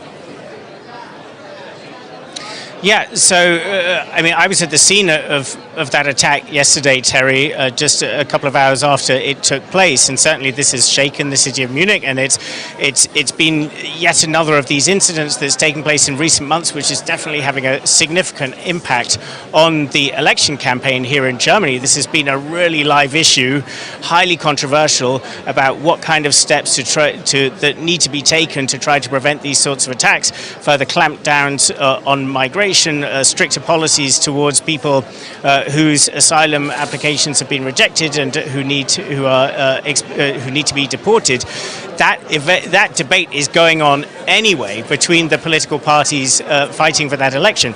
But for J.D. Vance, of course, to bring this up as such a central theme in his speech does look very much like an intervention within German politics, and implicitly, potentially, an intervention in favor of the far-right populist party, the Alternative for Germany, which, of course, Elon Musk, who J.D. Vance also mentioned in his speech, has vocally supported. Now, J.D. Vance has not gone so far as vocally supporting the AfD or explicitly doing that. That would, I think, be seen as crossing a very dark red line. But between the lines, there's an implication of that. I think what's going to be really interesting is to see how the conservatives, the mainstream conservatives here in Germany, respond to that. So Friedrich Merz, who is here this weekend, he's the man who's likely to be the next chancellor. He's the leader who's likely to have to deal with the Trump administration in the future, he has been pushing for a tougher line on migration. He's been making that a major plank of his campaign in recent weeks. But at the same time, he's been insisting that he would never work with the AfD, the Alternative for Germany party, saying that the so-called firewall, which kind of stands between the older established parties and the AfD, that will remain intact. We heard J.D. Vance explicitly saying in his speech there, essentially that firewalls are illegitimate, that they're anti-democratic, that it is wrong to discount the views of the now 20% of Germans who support that party. So a real dilemma really for Friedrich Merz and the Conservatives, how to deal with that messaging coming from the Trump administration. And while we're still waiting for the Foreign Minister of China to address the conference there, Richard, I just want to get your views on one more thing. We're going to hear from Wang Yi, I hope, in just a moment. He's scheduled to take the stage there. We heard the U.S. Vice President saying that if you are running from your voters, we cannot help you. That's a quote, and he was suggesting that Europeans are marginalizing groups on the right and left. He even said that the representatives of the right and left are being banned from speaking at the Munich Security Conference. What do you make of that? Yeah, well, I mean, it's true. The Alternative for Germany, the party that we've just been talking about, they are not invited to this conference. And I think that is a decision that has held up in recent years, and each year I think the conference organizers must sort of think about, okay, is that still something that they can justify? I think this really throws a spotlight onto that, and I think there are definitely legitimate questions about why should you not invite members of the AfD to this conference. They, after all, are the party that is running second in this election campaign. They're likely to play a very significant role in Parliament in the next Parliament, if not, of course, being part of any government. So I think, I think the Munich Security Conference is on slightly kind of standing on, I'm not going to say quicksand, what am I going to say? Standing on not particularly solid ground. I'm not really sure what their justification for not inviting that party is. So I think J.D. Vance sort of putting his finger on something.